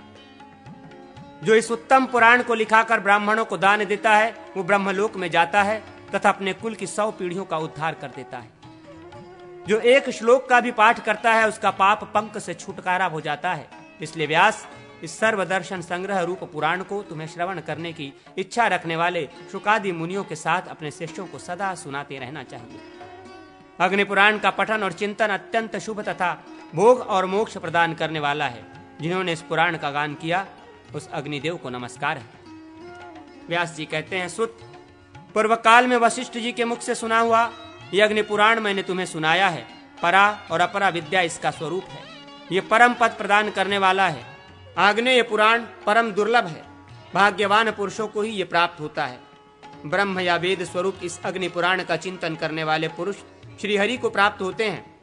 इसके चिंतन से विद्यार्थियों को विद्या और राज्य की इच्छा रखने वालों को राज्य की प्राप्ति होती है। जिन्हें पुत्र नहीं है उन्हें पुत्र मिलता है तथा जो लोग निराश्रय हैं उन्हें आश्रय प्राप्त होता है।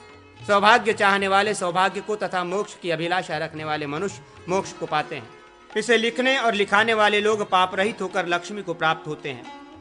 सूत, तुम शुक और पैल आदि के साथ अग्नि पुराण का चिंतन करो। इससे तुम्हें भोग और मोक्ष दोनों की प्राप्ति होगी। इसमें तनिक भी संदेह नहीं है। तुम भी अपने शिष्यों और भक्तों को ये पुराण सुनाओ। सूत जी कहते हैं, शौनक आदि मुनिवरों, मैंने श्री व्यास जी की कृपा से श्रद्धा पूर्वक अग्नि पुराण का श्रवण किया है।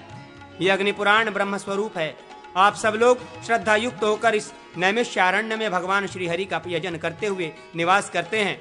अतः आपको सर्वोत्तम अधिकारी समझकर मैंने आपसे इस पुराण का वर्णन किया है। अग्निदेव इस पुराण के वक्ता हैं, अतएव ये आग्नेय पुराण कहलाता है। इसे वेदों के तुल्य माना गया है। ये ब्रह्म और विद्या दोनों से युक्त है। भोग और मोक्ष प्रदान करने वाला श्रेष्ठ साधन है। इससे बढ़कर सर्वोत्तम सार, इससे उत्तम सुहृद, इससे श्रेष्ठ ग्रंथ तथा इससे उत्कृष्ट कोई गति नहीं है। इस पुराण से बढ़कर शास्त्र नहीं है। इससे उत्तम श्रुति नहीं है, इससे श्रेष्ठ ज्ञान नहीं है, तथा इससे उत्कृष्ट कोई स्मृति नहीं है। इससे श्रेष्ठ आगम, इससे श्रेष्ठ विद्या, इससे श्रेष्ठ सिद्धांत और इससे श्रेष्ठ मंगल नहीं है। इससे बढ़कर वेदांत भी नहीं है। ये पुराण सर्वोत्कृष्ट, इस पृथ्वी पर अग्नि पुराण से बढ़कर श्रेष्ठ और दुर्लभ वस्तु कोई नहीं है। इस अग्नि पुराण में सब विद्याओं का प्रदर्शन, परिचय कराया गया है। भगवान के मत्स्य आदि संपूर्ण अवतार, गीता और रामायण का भी इसमें वर्णन है। हरिवंश और महाभारत का भी परिचय है। 9 प्रकार की सृष्टि का भी दिग्दर्शन कराया गया है। वैष्णव आगमन का भी गान किया गया है। देवताओं के स्थापना के साथ ही दीक्षा तथा पूजा का भी उल्लेख हुआ है। पवित्रारोहण आदि की विधि, प्रतिमा के लक्षण आदि तथा मंदिर के लक्षण आदि का वर्णन है। साथ ही भोग और मोक्ष देने वाले मंत्रों का भी उल्लेख है। शैव आगम तथा उसके प्रयोजन, शाक्त आगम, सूर्य संबंधी आगम, मंडल, वास्तु और भांति भांति के मंत्रों का वर्णन है। प्रतिसर्ग का भी परिचय कराया गया है। ब्रह्मांड मंडल तथा भुवन कोश का भी वर्णन है। द्वीप, वर्ष आदि और नदियों का भी उल्लेख है। गंगा तथा प्रयाग आदि तीर्थों की महिमा का वर्णन किया गया है। ज्योतिष चक्र, नक्षत्र मंडल, ज्योतिष आदि विद्या तथा युद्ध जयार्णव का भी निरूपण है। मनवंतर आदि का वर्णन तथा वर्ण और आश्रम आदि के धर्मों का प्रतिपादन किया गया है। साथ ही अशौच, द्रव्य शुद्धि तथा प्रायश्चित का भी ज्ञान कराया गया है। राजधर्म, दान धर्म, भांति भांति के व्रत, व्यवहार, शांति तथा ऋग्वेद आदि के विधान का भी वर्णन है। सूर्यवंश, सोमवंश, धनुर्वेद, वैद्यक, गांधर्व वेद, अर्थशास्त्र, मीमांसा, न्याय विस्तार, पुराण संख्या, पुराण महात्म्य, छंद, व्याकरण, अलंकार, निघंटु, शिक्षा और कल्प आदि का भी इसमें निरूपण किया गया है। नैमित्तिक, प्राकृतिक और आत्यंतिक लय का वर्णन है। वेदांत, ब्रह्मज्ञान और अष्टांग योग का निरूपण है। स्रोत, पुराण महिमा और अष्टादश विद्याओं का प्रतिपादन है। ऋग्वेद आदि अपरा विद्या, परा विद्या तथा परम अक्षर तत्व का भी निरूपण है। इतना ही नहीं, इसमें ब्रह्म के सप्रपंच, सविशेष और निष्प्रपंच, निर्विशेष रूप का वर्णन किया गया है। ये पुराण 15,000 श्लोकों का है। दिवलोक में इसका विस्तार 1 अरब श्लोकों में है। देवता सदा इस पुराण का पाठ करते हैं। संपूर्ण लोकों का हित करने के लिए अग्निदेव ने इसका संक्षेप से वर्णन किया है। शौनकादि मुनियों, आप इस संपूर्ण पुराण को ब्रह्ममय ही समझें। जो इसे सुनता या सुनाता, पढ़ता या पढ़ाता, लिखता या लिखवाता तथा इसका पूजन और कीर्तन करता है, वो परम शुद्ध हो संपूर्ण मनोरथों को प्राप्त करके कुल सहित स्वर्ग को जाता है। राजाओं को चाहिए कि संयमशील होकर पुराण के वक्ता का पूजन करें। गौ, भूमि तथा सुवर्ण आदि का दान दे। वस्त्र और आभूषण आदि से तृप्त करते हुए वक्ता का पूजन करके मनुष्य पुराण श्रवण का पूरा पूरा फल पाता है। पुराण श्रवण के पश्चात निश्चय ही ब्राह्मणों को भोजन कराना चाहिए। जो इस पुस्तक के लिए षड्यंत्र, पेटी, सुत, पत्र, पन्ने, काठ की पट्टी जिसे बांधने की रस्सी या वेष्टन वस्त्र आदि दान करता है, वो स्वर्गलोक को जाता है। जो अग्नि पुराण की पुस्तक का दान करता है, वो ब्रह्मलोक में जाता है। जिसके घर में ये पुस्तक रहती है, उसके यहाँ उत्पात का भय नहीं रहता। वो भोग और मोक्ष को प्राप्त होता है। मुनियों, आप लोग इस अग्नि पुराण को ईश्वर रूप मानकर सदा इसका स्मरण रखें। व्यास जी कहते हैं, तत्पश्चात सूत जी मुनियों से पूजित हो वहां से चले गए और शौनक आदि महात्मा भगवान श्री हरि को प्राप्त हुए।